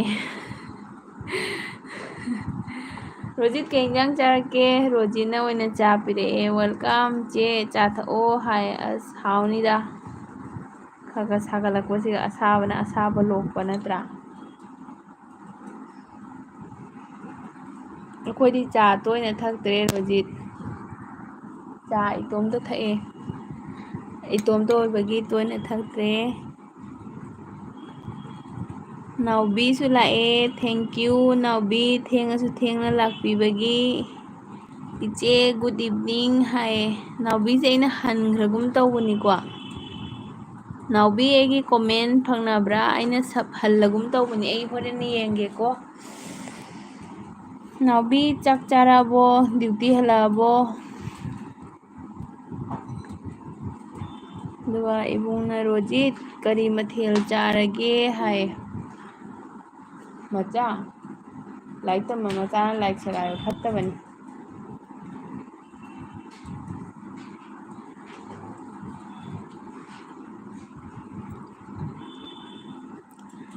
मैतै अथौबसु लाए अैना ngasai मैतै अथौबा सब तौबिउ अैना तानाबदो लाए अखोइदसु थैंक यू सो मच नो मैम लाक्पिबदगी खतंग हराउरे ngasaiदगी इबुंग खेलेनगा श्यामगा चे आसिकगा मोय अहुमना संगबीरिने 9 लाइक दन थैंक यू सो मच 10 सुगरे कनाना तौबिरिनो दो इबुंगना नाउबी गुड इवनिंग हाय मैतै अथौबसिसु मणिपुरगी ओइदोइ नत्रो चाक चाराबो अथौबा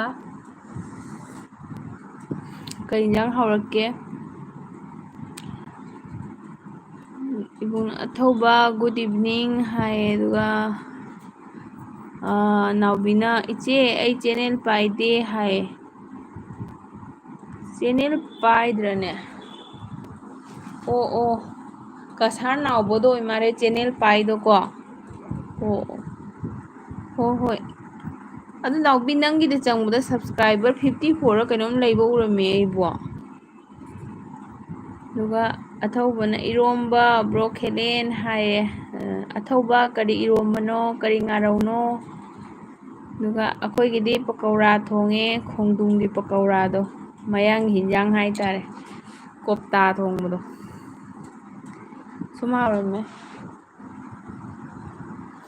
दुगा इबुंगना अथौबा चाक चारबो हाय दुगा एल नाउबीना हंद्रसु जानिए हाय थैंक यू नाउबी थैंक यू एलबीदा चंगबा मतमदा आइदि साइना हायबदा जाबिरकपदो आइदि फारे जारक्तरदि जाम इकायबको अदो अनौबा मैम कना कना लेगदी इबुंग खेलेनसु खरा सब तौबियो चे आसिकदा श्यामगीबुदि चैनल पाइदे इबुंग खेलेन मतोमता लैरिए खरा सब तौबियो दुगा एल नाउबीना चे ऐ ड्यूटीदनी हाय ओ नाउबी ड्यूटी कायदा ताइनो पोस्टिंग लाइक तौग्रबनी हाय दुदी 10 लाइक से नाउबीगी ओइदोइ माले श्यामना कईगी खुबाक पूरीबा श्याम मी लाकपैरो ꯑꯗꯨꯒ ꯃꯩꯇꯩ ꯑꯊꯧꯕꯅ ꯁꯞꯇꯤ ꯂꯩꯇꯦꯀꯣ ꯆꯦ ꯍꯥꯏꯌꯦ꯫ ꯑꯗꯨꯒ ꯑꯩ ꯔꯣꯖꯤꯠꯅꯦ, ꯑꯣ ꯔꯣꯖꯤꯠ ꯑꯁꯤꯁꯨ ꯅꯪꯒꯤ ꯑꯦꯀꯥꯎꯟꯂꯣ? ꯑꯣꯀꯦ, ꯁꯞꯇꯤ ꯂꯩꯇꯦꯀꯣ ꯍꯥꯏꯗꯤ ꯑꯩꯅ ꯍꯜꯂꯛꯇꯦ ꯍꯥꯏꯔꯣ? ꯔꯣꯖꯤꯠꯇ ꯁꯞ ꯍꯜꯂꯛꯇꯕ꯭ꯔꯥ? ꯀꯣꯃꯦꯟ ꯑꯃ ꯊꯝꯃꯝꯃꯨꯀꯣ, ꯍꯜꯂꯛꯀꯦ꯫ ꯑꯗꯣ ꯅꯪꯒꯤ ꯁꯤꯒꯤ ꯑꯥꯏꯗꯤꯁꯤꯒꯤ ꯁꯞꯄꯣꯔꯠ ꯇꯧꯕ ꯌꯥꯕ ꯑꯣꯏꯗꯤ ꯇꯧꯕꯤꯔꯝꯃꯣ꯫ ꯑꯗꯨꯒ ꯆꯠꯄꯤꯈꯤꯅꯨꯀꯣ, ꯉꯥꯏꯍꯥꯛꯇꯪ ꯂꯩꯕꯤꯌꯨꯀꯣ, ꯄꯨꯡꯈꯥꯏꯃꯨꯛꯇꯪ꯫ ꯑꯗꯨꯝ ꯍꯦꯟꯖꯟꯅ ꯏꯃꯥꯔꯖꯦꯟꯁꯤ ꯑꯣꯏꯔꯕꯨꯗꯤ ꯑꯗꯨꯝ ꯀꯩꯅꯣ ꯇꯧ꯫ ꯑꯗꯨꯒ ꯅꯥꯎꯕꯤꯅ ꯒꯨꯗ ꯏꯚꯤꯅꯤꯡ ꯃꯌꯥꯝ ꯄꯨꯝꯅꯃꯛ ꯍꯥꯏꯌꯦ꯫ ꯆꯦ ꯃꯤꯅ ꯑꯗꯨꯝ ꯇꯧꯕꯤꯔꯛꯄꯒꯤꯅꯤ ꯍꯥꯏ꯫ ꯑꯣ ꯑꯅꯧꯕ ꯀꯥꯡꯕꯨꯗꯣ ꯖꯣꯏꯟ ꯇꯧꯕ ꯃꯇꯝꯗꯅꯦ, ꯍꯟꯅꯩꯗꯅ ꯆꯦꯅꯦꯜ ꯄꯥꯏꯕꯗꯤ, ꯑꯗꯣ ꯑꯗꯨꯝ ꯍꯥꯏꯅꯗ꯭ꯔꯁꯨꯅꯦ, ꯑꯃꯅꯕꯨ ꯁꯞ ꯇꯧꯔꯗꯤ ꯑꯃꯅꯁꯨ ꯑꯗꯨꯝ ꯍꯟꯕꯅꯦꯕ꯫ ꯍꯥꯡꯖꯜꯂꯣ, ꯅꯥꯎꯕꯤꯒꯤꯁꯨ ꯍꯧꯖꯤꯛ ꯑꯣꯟ ꯁꯥꯔꯚꯤꯁꯇ ꯂꯩꯕꯁꯨ ꯃꯌꯥꯝ ꯍꯥꯡꯉꯕꯅꯦ꯫ ꯑꯗꯨꯒ ꯑꯊꯧꯕꯅ ꯁꯞꯗꯟ ꯆꯦ ꯁꯨꯁꯃꯤꯇꯥ ꯍꯥꯏ꯫ ꯑꯣ ꯊꯦꯡꯀ꯭ꯌꯨ ꯑꯊꯧꯕ, ꯑꯩꯅ ꯉꯁꯥꯏ ꯀꯥꯏꯗꯅꯣꯃ ꯅꯪꯉꯣꯟꯗ ꯁꯞ ꯇꯧꯕꯤꯌꯣꯅ ꯅꯤꯔꯝꯕꯅꯤ꯫ ꯁꯥꯎꯔꯛꯀꯅꯨꯀꯣ ꯅꯤꯔꯁꯨ꯫ ꯑꯃꯨꯛꯁꯨ ꯁꯨꯃꯥꯏꯅ ꯃꯤ ꯒꯦꯂꯔꯤꯗ ꯆꯪꯉꯒ ꯑꯃꯨꯛ ꯑꯩꯒꯤ ꯁꯞꯇꯣ ꯍꯦꯟꯗꯕꯩ ꯑꯃꯨꯛ ꯍꯥꯏꯅꯤꯡꯉꯦ, ꯑꯃꯨꯛꯁꯨ ꯀꯩꯅꯣ ꯇꯧꯔꯦ, ꯑꯃꯨꯛꯁꯨ ꯇꯜꯂꯦ, ꯑꯗꯨꯅ ꯑꯃꯨꯛꯁꯨ ꯇꯨꯃꯤꯟꯅ ꯍꯦꯛ ꯇꯣꯛꯊꯣꯛꯑꯦ, ꯑꯗꯨꯃꯥꯏꯅ ꯇꯧꯋꯦ꯫ ꯁ꯭ꯌꯥꯝꯅ ꯍꯣꯏ ꯍꯣꯏ ꯍꯥꯏꯌꯦ꯫ ꯍꯣꯏ ꯍꯣꯏ ꯁ꯭ꯌꯥꯝ, ꯊꯦꯡꯀ꯭ꯌꯨ꯫ ꯉꯁꯥꯏ ꯂꯥꯛꯇꯕꯗꯣ ꯅꯨꯡꯉꯥꯏꯇꯦ ꯅꯠꯇ꯭ꯔꯥ?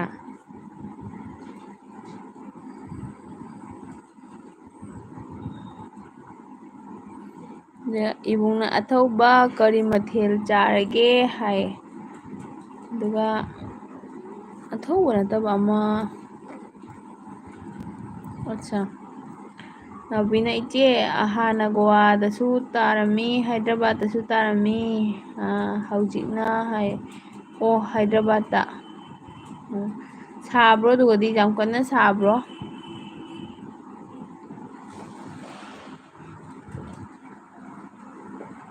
ꯅꯥꯎꯕꯤ ꯀꯩ ꯏꯟꯖꯥꯡ ꯆꯥꯏꯕ ꯅꯥꯎꯕꯤꯗꯤ? ꯁꯤ ꯑꯉꯥꯡ ꯑꯄꯤꯛꯄꯁꯤꯅ ꯃꯣꯕꯥꯏꯜ ꯌꯦꯡ ꯂꯩꯔꯦꯅꯦ꯫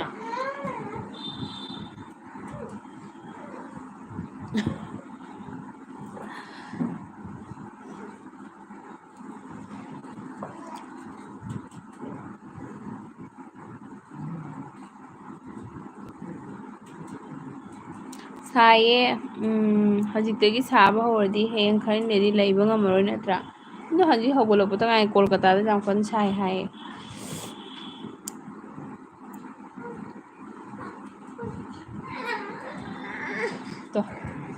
ꯄꯨꯈꯔꯣ ꯄꯨꯈꯔꯣ ꯆꯣ, ꯑꯗ ꯄꯨꯈꯔꯣ, ꯕꯕꯥ ꯃꯅꯥꯛ ꯄꯨꯈꯔꯣ꯫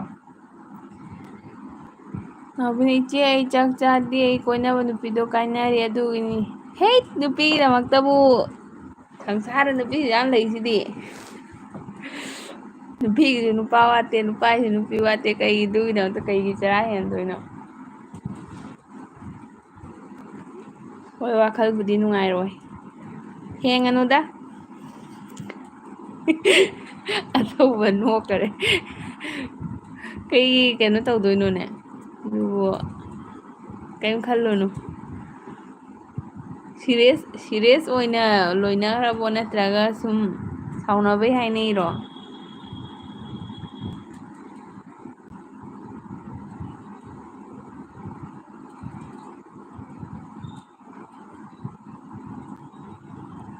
ꯅꯥꯎꯕꯤꯅ ꯏꯆꯦ ꯑꯩꯅ ꯀꯣꯏꯅꯕ ꯅꯨꯄꯤ ꯑꯩꯅ ꯍꯥꯏꯕ ꯑꯃꯠꯇ ꯌꯥꯗꯦ ꯍꯥꯏ꯫ ꯍꯧꯖꯤꯛꯇꯩ ꯅꯪꯅ ꯍꯥꯏꯕ ꯌꯥꯗ꯭ꯔꯗꯤ ꯍꯌꯦꯡ ꯂꯩꯃꯤꯟꯅꯔꯗꯤ ꯑꯝꯇ ꯌꯥꯔꯔꯣꯏ, ꯑꯗꯨꯗꯤ ꯀꯃꯥꯏꯅ ꯇꯧꯅꯤ? ꯍꯌꯦꯡ ꯀꯣꯟꯅ ꯈꯗ꯭ꯔꯛ ꯊꯥꯡꯕꯩ ꯃꯍꯨꯠꯇ ꯍꯧꯖꯤꯛꯅ ꯂꯝꯕꯤ ꯆꯨꯝꯍꯧꯕꯅ ꯕꯦꯁꯅꯤ꯫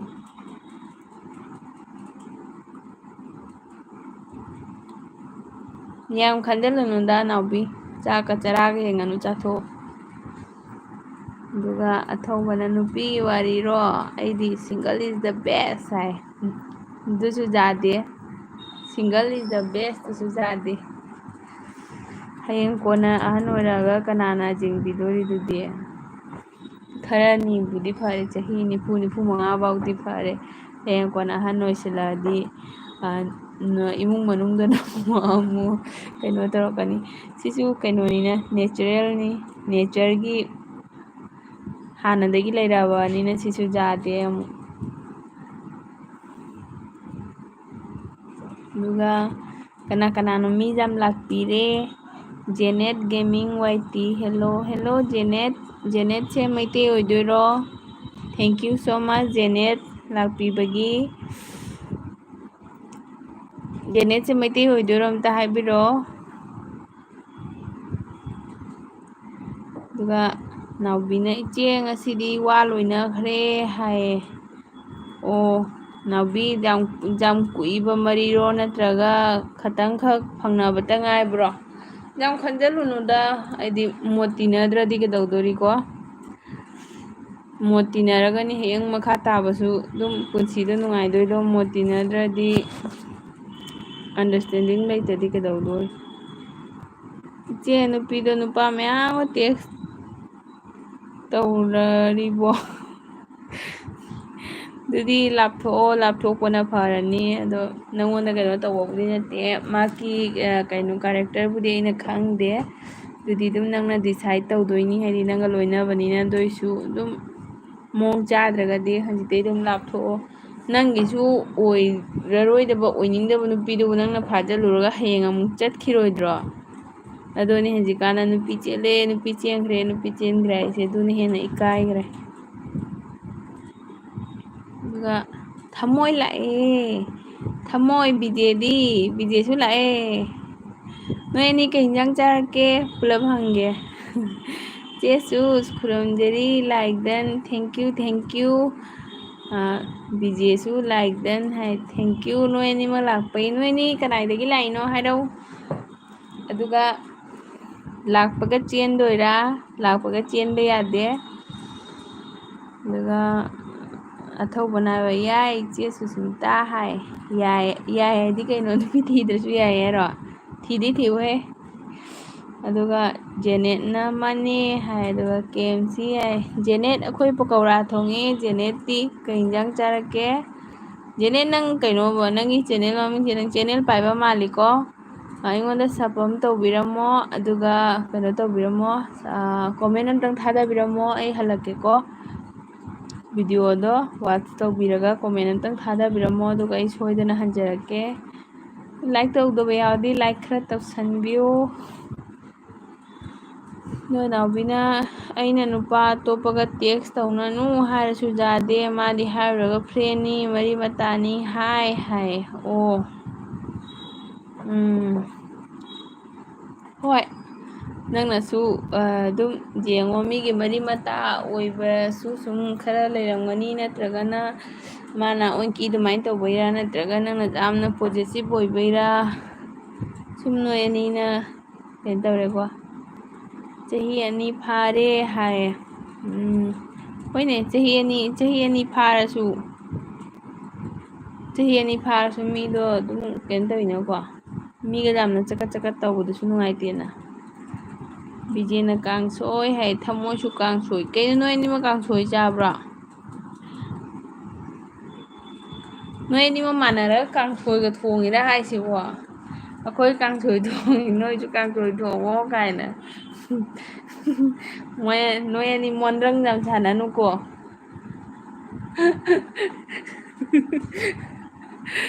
ꯏꯕꯨꯡ ꯈꯦꯂꯦꯟꯗꯣ ꯆꯠꯈ꯭ꯔ ꯃꯥꯜꯂꯦ ꯋꯥꯗꯅ. ꯉꯁꯥꯏꯗꯒꯤ ꯁꯪꯕꯤꯔꯝꯃꯤꯅꯤ ꯆꯤꯌꯥꯁꯤꯠꯀ. ꯁ꯭ꯌꯥꯝꯁꯨ ꯆꯠꯈ꯭ꯔꯕ ꯃꯥꯜꯂꯦ.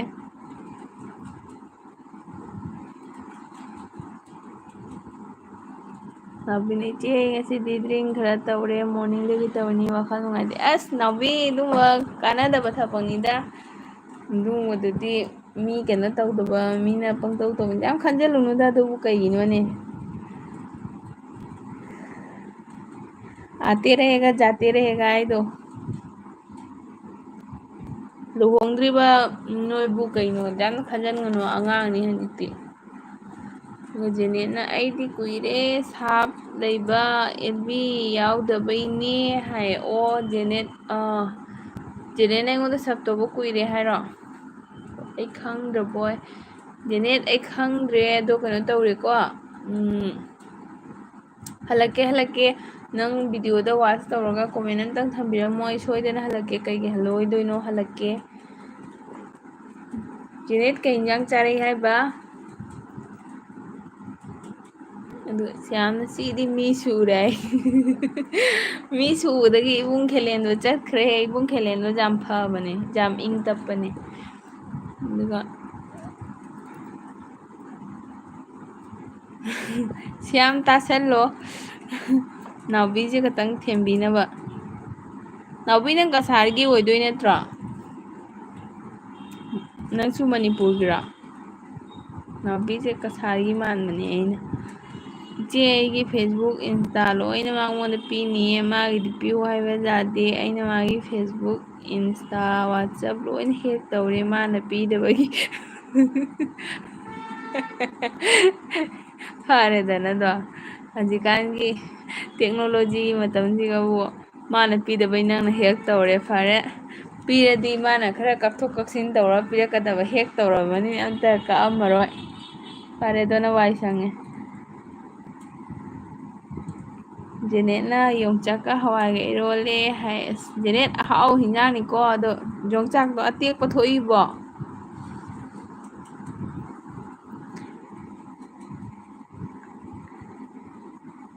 ꯉꯁꯤꯁꯦ ꯅꯨꯄꯥ ꯑꯅꯤ ꯇꯦꯛꯁ ꯇꯧꯅꯔꯤꯕ ꯑꯁ ꯌꯥꯗ꯭ꯔꯦ ꯑꯗꯨꯗꯤ ꯅꯪ ꯃꯉꯣꯟꯗꯒꯤ ꯏꯁꯇꯦ ꯑꯋꯦ ꯇꯧꯔꯣ ꯂꯥꯞꯅ ꯂꯩꯔꯣ ꯅꯥꯎꯕꯤꯅ ꯏꯆꯦ ꯁꯤꯜꯆꯔꯒꯤꯅꯤ ꯍꯥꯏ ꯑꯩꯁꯨ ꯁꯤꯜꯆꯔꯒꯤꯅꯤ ꯅꯥꯎꯕꯤ ꯖꯦꯅꯦꯠ ꯃꯦꯁꯦꯁ ꯀꯛꯈꯔꯦ ꯁ꯭ꯌꯥꯝꯅ ꯆꯦ ꯃꯣꯃꯤꯇꯥꯗ ꯂꯣꯏ ꯂꯩꯔꯦꯅꯦ ꯍꯥꯏ ꯏꯕꯨꯡ ꯈꯦꯂꯦꯟꯁꯨ ꯂꯩꯔꯕꯣ ꯁ꯭ꯌꯥꯝ ꯆꯤꯌꯥ ꯆꯤꯆꯨ ꯂꯩꯖꯔꯅꯤꯗ ꯃꯣꯏꯒꯤ ꯃꯣꯏꯁꯨ ꯁꯞ ꯈꯣꯝꯅꯕ ꯇꯧꯖꯩꯅꯤ ꯂꯩꯖꯔꯅꯤ ꯏꯆꯦ ꯃꯣꯃꯤꯇꯥꯅ ꯈꯔ ꯀꯨꯏꯔꯦꯗꯅꯀꯣ ꯃꯥꯅ ꯆꯦꯅꯦꯜꯗꯣ ꯆꯥꯎꯔꯦ ꯑꯗꯨꯏ ꯃꯊꯛꯇ ꯆꯦꯅꯦꯜ ꯆꯥꯎꯕꯗ ꯅꯠꯇꯅ ꯃꯥꯏ ꯑꯩꯗꯤ ꯑꯦꯜꯕꯤꯗꯣ ꯀꯟꯇꯤꯅ꯭ꯌꯨ ꯊꯥꯕꯅ ꯃꯤꯒꯤ ꯄꯨꯟꯐꯝ ꯑꯣꯏꯔꯦꯕꯀꯣ ꯑꯩꯈꯣꯏꯅ ꯄꯤꯛꯄꯅꯤꯅ ꯑꯩꯈꯣꯏꯅ ꯑꯗꯨꯝ ꯅꯤꯡꯁꯤꯡꯉ ꯊꯥꯕꯗꯣ ꯑꯗꯩꯗꯤ ꯑꯩꯈꯣꯏꯅ ꯅꯨꯡꯇꯤꯒꯤ ꯊꯥꯗꯕꯩꯅ ꯀꯩꯅꯣꯁꯨ ꯇꯧꯗꯕ ꯑꯗꯨꯒꯤꯅꯤ ꯀꯩꯁꯨ ꯋꯥꯔꯧꯗꯦꯗ ꯑꯩ ꯖꯦꯅꯦꯠꯅ ꯑꯇꯦꯛꯄ ꯅꯠꯇꯦ ꯍꯥꯟꯅ ꯑꯇꯦꯛꯄ ꯑꯣꯏꯅ ꯂꯩꯔꯒ ꯊꯝꯕꯅꯤ ꯍꯥꯏ ꯍꯣꯏ ꯍꯧꯖꯤꯛꯇꯤ ꯂꯣꯔꯦꯅ ꯍꯥꯏꯀꯣ ꯑꯩꯈꯣꯏ ꯖꯨꯝꯂꯣꯟꯗꯩꯁꯨ ꯂꯣꯔꯦꯅ ꯍꯥꯏ ꯌꯣꯡꯆꯥꯛꯇꯣ ꯖꯦꯅꯦꯠꯇꯤ ꯃꯅꯤꯄꯨꯔꯒꯤ ꯑꯣꯏꯗꯣꯏ ꯅꯠꯇ꯭ꯔꯣ ꯖꯦꯅꯦꯠ ꯀꯌꯥ ꯁꯨꯔꯒꯦ ꯁꯞ ꯀꯌꯥ ꯁꯨꯔꯒꯦ ꯑꯦꯜꯕꯤ ꯌꯥꯎꯀꯣ ꯑꯍꯥꯟꯕ ꯑꯅꯧꯕꯁꯤꯗꯤ ꯑꯗꯣ ꯑꯩꯗꯤ ꯍꯥꯟꯅ ꯑꯦꯜꯕꯤꯁꯦ ꯇꯟꯅ ꯑꯝꯇ ꯌꯥꯎꯗꯦꯕꯀꯣ ꯌꯥꯎꯁꯨ ꯌꯥꯎꯗꯦ ꯑꯩ ꯏꯁꯥꯁꯨ ꯇꯧꯗꯦ ꯑꯗꯨꯅ ꯀꯩꯅꯣ ꯇꯧꯋꯤ ꯅꯥꯎꯕꯤꯅ ꯏꯆꯦ ꯍꯥꯏꯔꯨꯔꯒꯅ ꯃꯥꯒꯤ ꯑꯥꯏꯗꯤ ꯀꯔꯤꯒꯤ ꯍꯦꯛ ꯇꯧꯔꯤꯅꯣꯅ ꯍꯥꯏꯕ ꯁꯥꯎꯕ ꯄꯤꯗ꯭ꯔꯕꯅꯤꯅ ꯇꯧꯔꯦ ꯅꯠꯇ꯭ꯔꯥ ꯄꯤꯗ꯭ꯔꯕꯅꯤꯅ ꯇꯧ ꯇꯥꯕꯅꯤ ꯍꯥꯏꯗꯤ ꯑꯃꯈꯛꯇꯤ ꯁꯦꯡꯗꯣꯛ ꯇꯥꯕꯅꯤꯅ ꯅꯥꯀꯩ ꯑꯃ ꯁꯦꯡꯗꯣꯛ ꯇꯥꯕꯅꯤ ꯅꯪ ꯈꯜꯂꯤꯗꯣ ꯀꯩꯅꯣ ꯑꯩ ꯈꯜꯂꯤꯗꯣ ꯀꯩꯅꯣ ꯍꯥꯏꯅ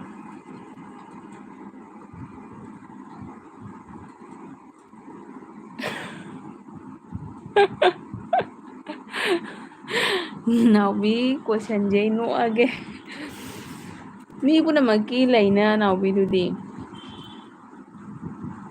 ꯃꯤ ꯄꯨꯝꯅꯃꯛ ꯀꯅꯥꯝꯇ ꯀ꯭ꯔꯣꯁ ꯇꯧꯔꯒ ꯆꯠꯇꯦꯅ ꯂꯩ ꯑꯗꯨꯒ ꯖꯦꯅꯦꯅ ꯃꯅꯤꯄꯨꯔꯒꯤ ꯃꯅꯨꯡꯗ ꯂꯩꯕ ꯀꯛꯆꯤꯡꯗꯩ ꯖꯦꯅꯦꯠ ꯀꯛꯆꯤꯡꯗꯩꯅꯦꯅ ꯑꯉꯥꯡ ꯑꯃ ꯂꯥꯛꯑꯝꯕꯅꯦ ꯅꯍꯥꯟ ꯀ꯭ꯔꯤꯁ ꯍꯥꯏꯅ ꯌꯥꯝ ꯅꯨꯡꯁꯤꯕ ꯑꯉꯥꯡꯅꯤ ꯑꯉꯥꯡꯗꯨꯅ ꯃꯥꯅ ꯌꯥꯝ ꯂꯥꯛꯆꯔꯝꯕꯅꯤ ꯑꯗꯣ ꯉꯁꯤꯗꯤ ꯂꯥꯛꯄ ꯎꯗꯦ ꯕꯣꯠꯅꯤ ꯈꯔ ꯏꯔꯥꯡ ꯇꯧꯏ ꯈꯣꯠꯂꯤꯒ ꯍꯥꯏꯔꯝꯃꯤ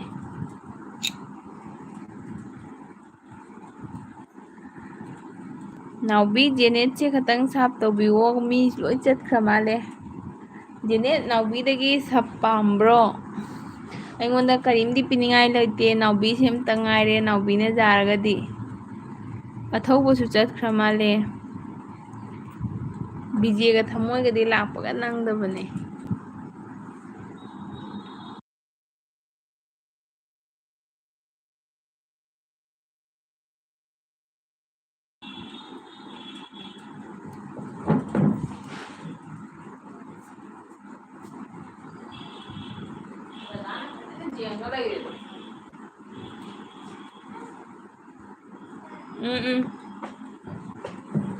ꯅꯥꯎꯕꯤ ꯑꯝꯇ ꯁꯞꯄꯣꯔꯠ ꯇꯧꯕꯤꯒꯦꯔꯣ ꯖꯦꯅꯦꯠꯁꯦ ꯃꯇꯣꯝꯇꯁꯨ ꯉꯥꯏꯔꯦ ꯆꯦꯅꯦꯜ ꯄꯥꯏꯕ ꯈꯪꯅꯤꯅꯦ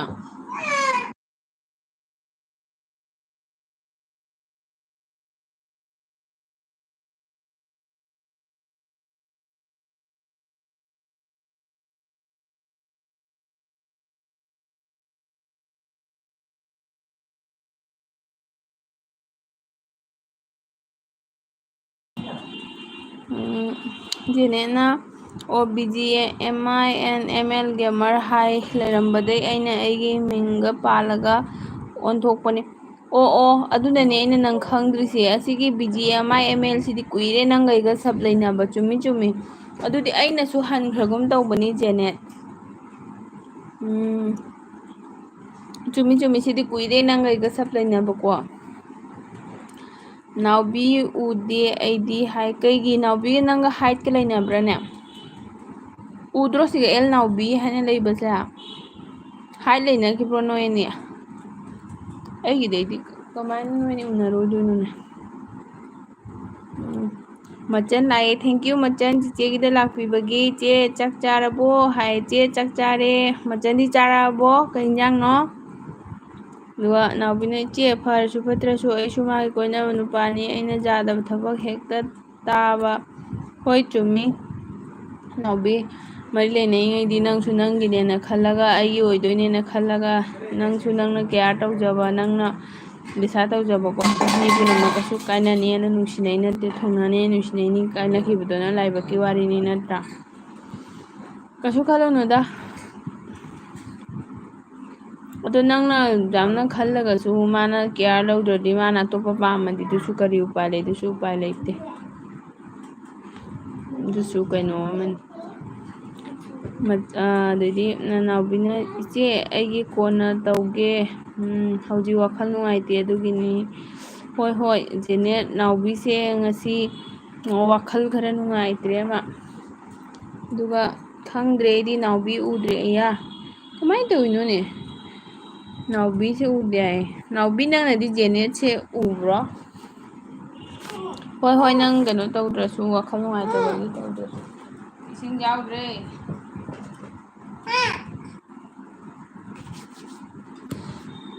ꯑꯗꯨꯒ ꯃꯆꯟꯅ ꯆꯥꯔꯦ ꯉꯁꯤꯗꯤ ꯍꯋꯥꯏ ꯊꯣꯡꯉꯤ ꯍꯥꯏ ꯃꯆꯟ ꯅꯍꯥꯟꯉꯩ ꯀꯩꯒꯤ ꯂꯥꯛꯇ꯭ꯔꯤꯕ ꯁꯦꯠꯄꯤꯒꯦ ꯂꯥꯎ ꯁꯦꯠꯄꯤꯒꯦ ꯂꯥꯎ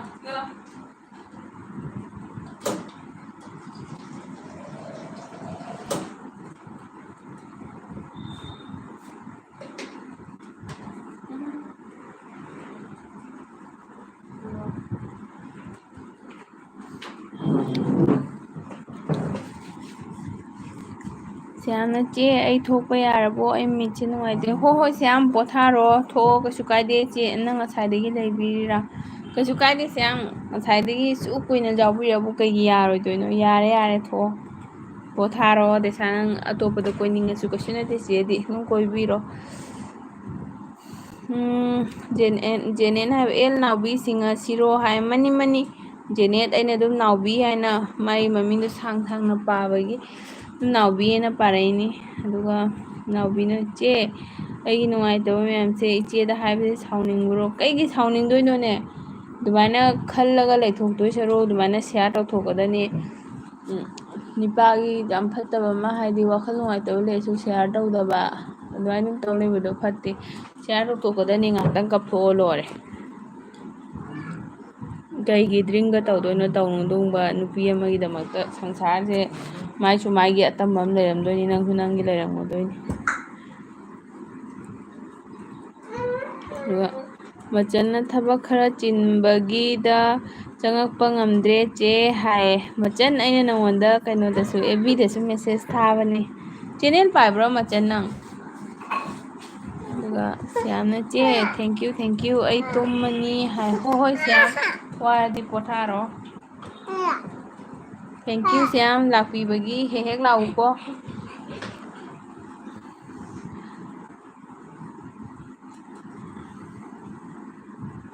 ꯀꯅꯥꯅꯣ ꯑꯃꯨꯛꯇ ꯉꯥꯏꯈꯣꯅꯦ ꯑꯉꯥꯡꯁꯤꯁꯨ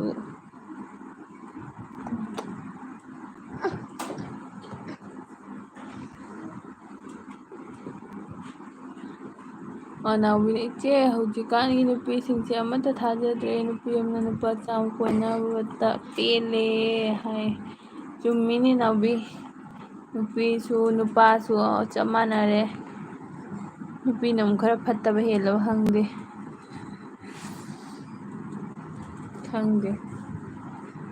ꯃꯆꯟꯅ ꯄꯥꯏꯗꯦ ꯍꯥꯏ ꯃꯆꯟ ꯀꯩ ꯏꯟꯖꯥꯡ ꯆꯥꯔꯛꯏꯅꯣ ꯊꯦꯡꯀ꯭ꯌꯨ ꯃꯆꯟ ꯂꯥꯛꯄꯤꯕꯒꯤ ꯃꯆꯟ ꯂꯥꯏꯛꯁꯨ ꯇꯧꯕꯤꯌꯣ ꯂꯥꯛꯄꯒꯤ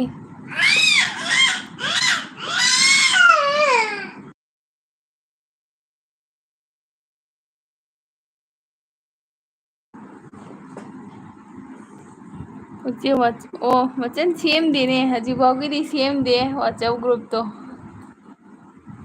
ꯉꯥꯏꯈꯣ ꯈꯔ ꯂꯩꯔꯒ ꯁꯦꯝꯁꯤ ꯃꯆꯟ ꯆꯤꯆꯦꯒꯤ 1Kꯒ ꯁꯨꯔꯀꯥꯟꯗ ꯁꯦꯝꯁꯤ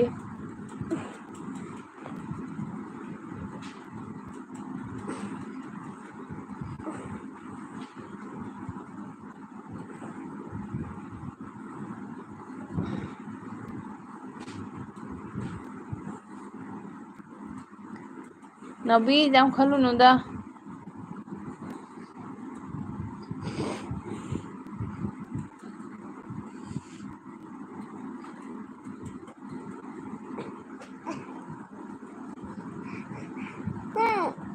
ꯑꯣ ꯑꯣ ꯌꯥꯏ ꯍꯥꯏꯕꯅꯤ ꯍꯥꯏ ꯍꯣꯏ ꯃꯆꯟ ꯍꯥꯏꯗꯤ ꯈꯔ ꯀꯩꯅꯣ ꯇꯧꯕꯅꯤꯅ ꯈꯔ ꯀꯩꯅꯣ ꯇꯧꯔꯀꯥꯟꯗ ꯁꯦꯝꯁꯤ ꯑꯗꯨꯒ ꯃꯆꯟ ꯀꯩ ꯏꯟꯖꯥꯡ ꯆꯥꯔꯛꯏ ꯍꯥꯏꯕ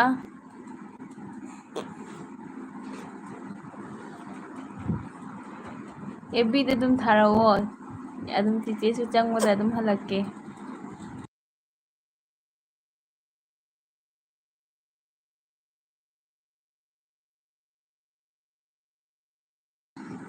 ꯎꯝ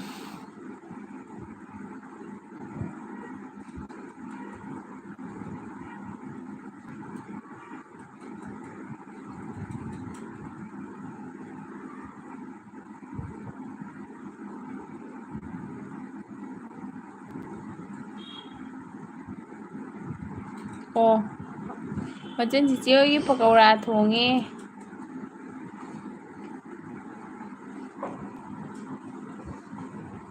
ꯉꯁꯤ ꯄꯀꯧꯔꯥ ꯊꯣꯡꯕ ꯑꯣꯏꯅ ꯆꯥꯁꯜꯂꯦ ꯉꯟꯇꯥꯅ ꯆꯥꯊꯣꯛꯑꯦ ꯑꯗꯨꯒ ꯉꯥꯏꯍꯥꯛ ꯑꯦꯜꯕꯤ ꯇꯧꯔꯛꯏꯅꯤ ꯃꯆꯟ ꯚꯤꯗꯤꯑꯣꯒ ꯌꯦꯡꯕꯤꯕ꯭ꯔꯣ ꯁꯪꯕꯗ ꯈꯔ ꯈꯔ ꯊꯥꯖꯤꯜꯂ ꯊꯝꯃꯣ ꯆꯤꯆꯦ ꯍꯣꯏꯒꯤ ꯚꯤꯗꯤꯑꯣꯗꯣ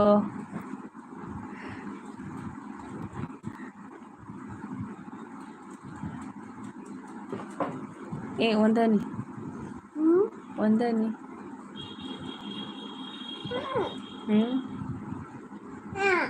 ꯁꯤ ꯄꯤꯕ ꯌꯥꯗꯦ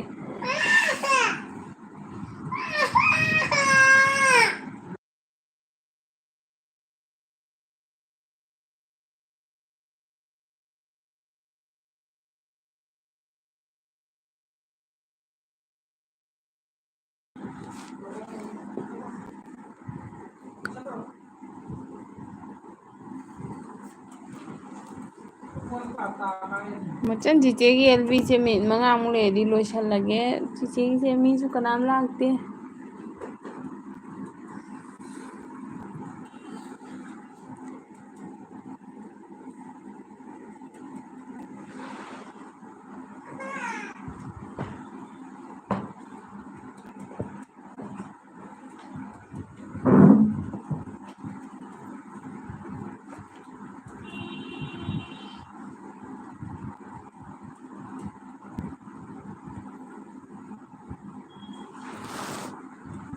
ꯍꯥꯎ ꯀꯩ ꯍꯥꯏꯒꯦ ꯅꯥꯎꯕꯤ ꯂꯩꯌꯦ ꯆꯤꯆꯦ ꯂꯩꯔꯤ ꯉꯥꯛꯇꯪ ꯄꯨꯡ 1:30 ꯐꯥꯗꯣꯔꯦꯕꯀꯣ ꯑꯗꯣ 1:30ꯗꯣ ꯐꯥꯍꯜꯂꯒꯦ ꯃꯤ ꯂꯩꯇ꯭ꯔꯁꯨ ꯍꯥꯏꯅ ꯅꯥꯎꯕꯤꯗꯤ ꯌꯥꯝ ꯈꯟꯒꯅꯨꯗ ꯆꯥꯛꯀ ꯆꯥꯊꯣꯛꯎ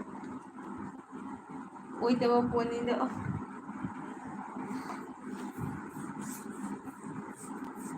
ꯃꯆꯟꯅ ꯍꯣꯏ ꯍꯥꯏꯌꯦ ꯃꯆꯟ ꯅꯨꯡꯉꯥꯏꯔꯤꯕꯣ ꯅꯪꯕꯨ ꯀꯨꯏꯔꯦꯀꯣ ꯅꯪꯒ ꯊꯦꯡꯅꯗꯕꯁꯦ ꯃꯆꯟ ꯅꯪꯒꯤ ꯗꯤꯄꯤꯁꯦ ꯑꯁꯦꯡꯕ ꯅꯪꯅꯤꯀꯣ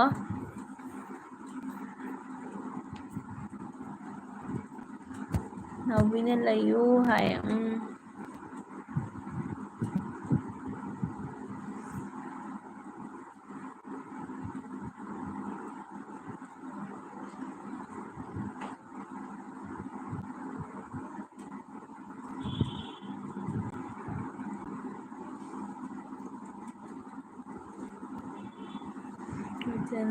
ꯅꯨꯡꯉꯥꯏꯌꯦ ꯆꯦ ꯑꯃꯅꯦ ꯑꯩꯅꯦ ꯌꯥꯏ ꯑꯣ ꯑꯣ ꯃꯆꯟꯗꯨꯗꯤ ꯅꯪ ꯌꯥꯝ ꯅꯨꯡꯁꯤꯌꯦ ꯅꯪ ꯃꯁꯛꯇꯣ ꯅꯪ ꯑꯁꯤꯒꯤ CMDPꯁꯦ ꯑꯩꯅ ꯐꯦꯁꯕꯨꯛꯇꯁꯨ ꯎꯔꯝꯃꯦ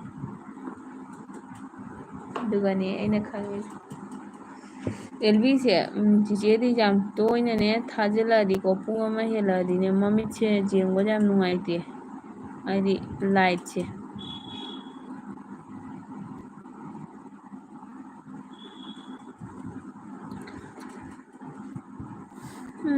कोमबदर जेपी लाए हेलो जेपी जेपी आप मणिपुरी हो या हिंदी हो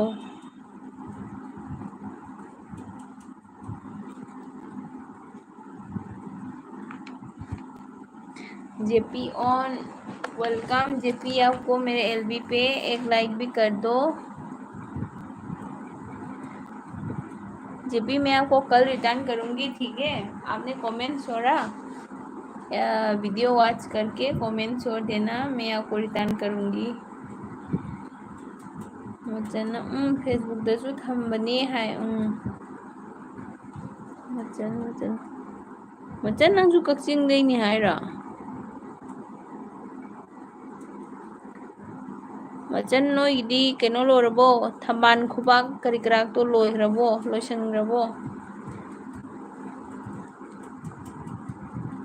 गा जेपीना मैं असम से हूँ ओके जेपी बहुत बढ़िया असमीस हो अच्छा मैं असमीस हूँ ओके ओके अच्छा मैं भी असम से हूँ जेपी आपका फुल नाम क्या है लाइक कर दो ना आप लाइक नहीं किया आप लाइक करेगा तो 14 लाइक हो जाएगा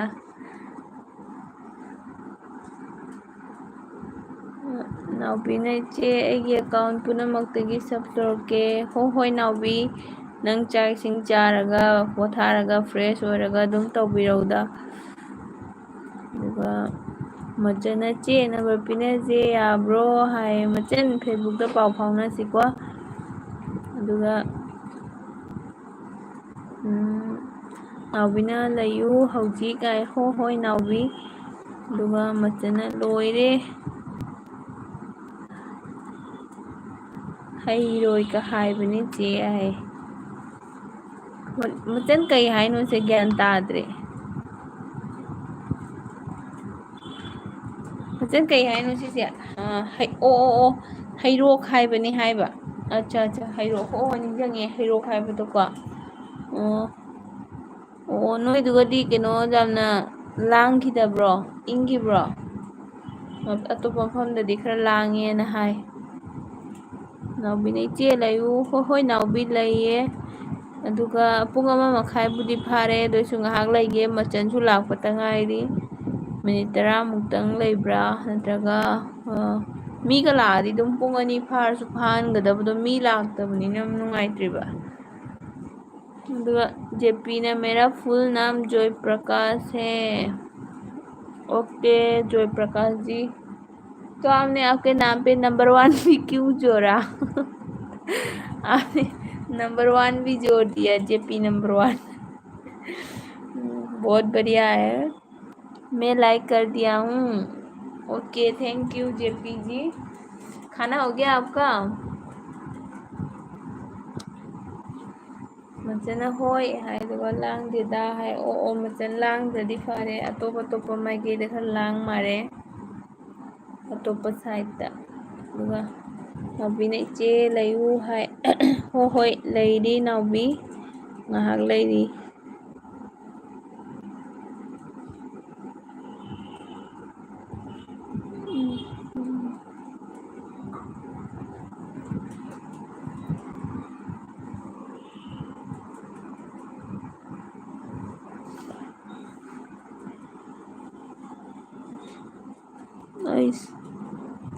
रणबीर थौना लाए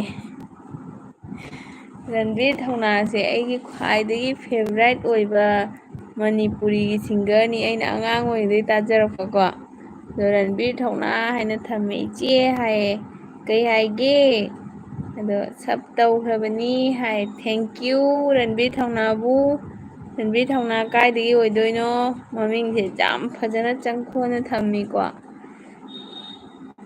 ꯊꯦꯡꯛ ꯌꯨ ꯁꯞ ꯇꯧꯔꯦ ꯍꯥꯏ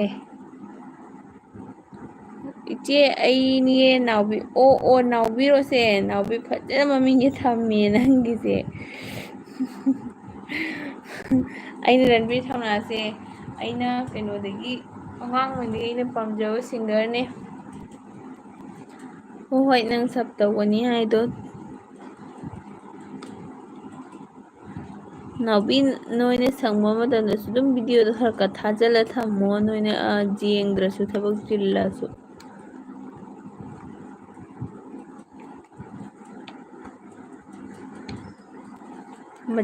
ꯃꯆꯟ ꯆꯠꯈ꯭ꯔꯕꯣ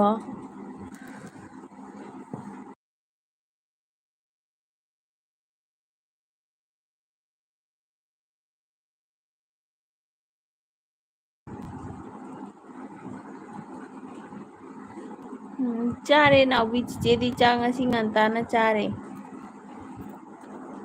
ꯉꯁꯥꯏ ꯄꯨꯡ ꯂꯥꯏꯚ ꯍꯧꯕꯗꯣ ꯆꯤꯆꯦ ꯆꯥꯛ ꯆꯥ ꯂꯣꯏꯕꯒ ꯑꯗꯨꯝ ꯏꯀꯨꯏ ꯀꯨꯏꯅꯗꯦ ꯑꯗꯨꯒꯤ ꯂꯥꯏꯚ ꯊꯥꯔꯛꯏꯅꯤ ꯆꯥꯛ ꯆꯥ ꯂꯣꯏꯕꯗꯩ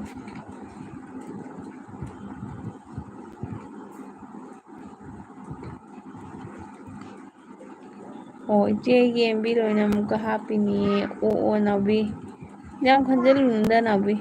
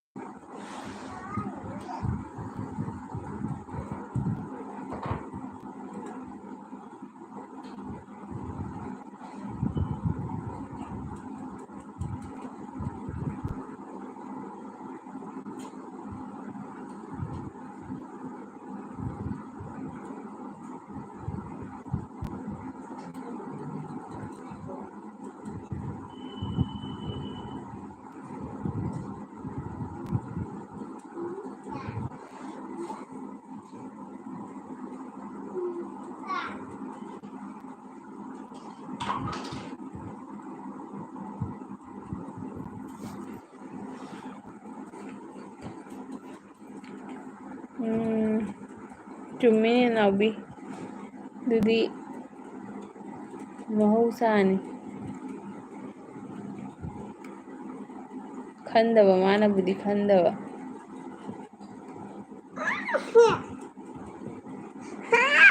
ꯑꯣ ꯐꯖꯅ ꯑꯝꯇ ꯄꯨꯔꯛꯎ ꯌꯦꯡꯒꯦ ꯃꯣꯕꯥꯏꯜꯗꯣ ꯑꯝꯇ ꯄꯄꯥꯗꯩ ꯃꯣꯕꯥꯏꯜꯗꯣ ꯄꯨꯔꯛꯑꯣ ꯄꯄꯥꯗꯩ ꯃꯣꯕꯥꯏꯜꯗꯣ ꯄꯨꯔꯛꯑꯣ ꯑꯣ ꯅꯥꯎꯕꯤ ꯑꯩꯒꯤꯁꯦ ꯂꯥꯏꯚ ꯊꯥꯅ ꯌꯦꯡꯕ ꯌꯥꯔꯣꯏ ꯑꯃ ꯃꯣꯕꯥꯏꯜꯗꯒꯤ ꯌꯦꯡꯒꯦ ꯍꯌꯦꯡꯗꯣ ꯏ ꯂꯣꯏꯔꯕꯣ ꯃꯣꯕꯥꯏꯜ ꯑꯝꯇ ꯄꯨꯔꯛꯑꯣ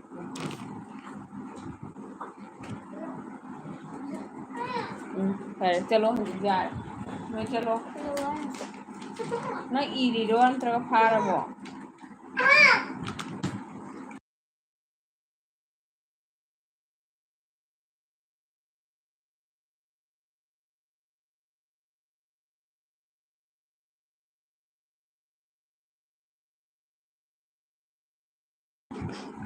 ꯑꯣ ꯑꯩ ꯑꯝꯇ ꯌꯦꯡꯒꯦꯀꯣ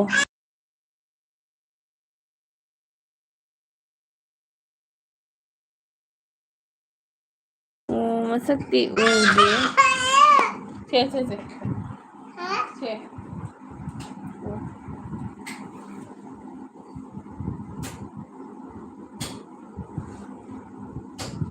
ꯌꯦꯡꯉꯦ ꯃꯁꯛꯇꯤ ꯀꯩꯅꯣ ꯇꯧꯕ ꯉꯝꯗꯦ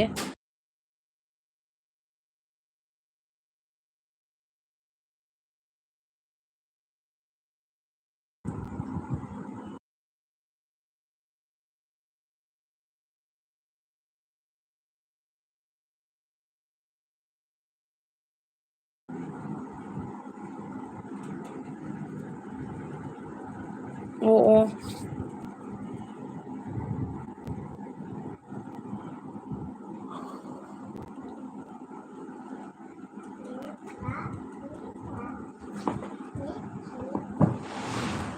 ꯅꯥꯎꯕꯤ ꯌꯥꯝ ꯈꯜꯂꯨꯅꯨꯗ ꯑꯩ ꯆꯤꯆꯦꯁꯨ ꯃꯤ ꯀꯅꯥꯝꯁꯨ ꯂꯩꯇꯦ ꯅꯪꯁꯨ ꯅꯇꯣꯝꯇ ꯉꯥꯏꯔꯦ ꯅꯨꯡꯉꯥꯏꯔꯝꯃꯔꯣꯏ ꯅꯠꯇ꯭ꯔꯥ ꯆꯤꯆꯦ ꯀꯛꯊꯠꯂꯒꯦ ꯑꯗꯣ ꯍꯌꯦꯡ ꯑꯃꯨꯛ ꯐꯖꯅ ꯀꯩꯅꯣ ꯇꯧꯔꯒ ꯋꯥꯔꯤ ꯁꯥꯟꯅꯅꯕ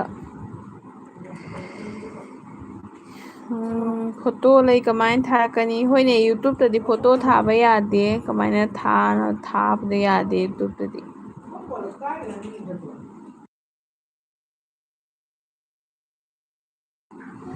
ꯌꯥꯝ ꯈꯜꯂꯨꯔꯅꯨꯗ ꯄꯣꯊꯥꯔꯣ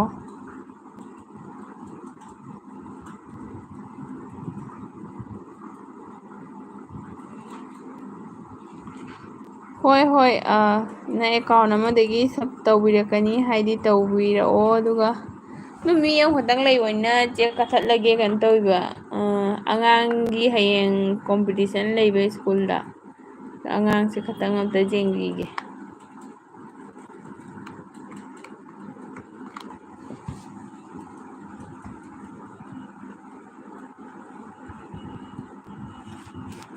ꯑꯣ ꯍꯣꯏ ꯍꯣꯏ ꯇꯧꯔꯣ ꯇꯧꯔꯣ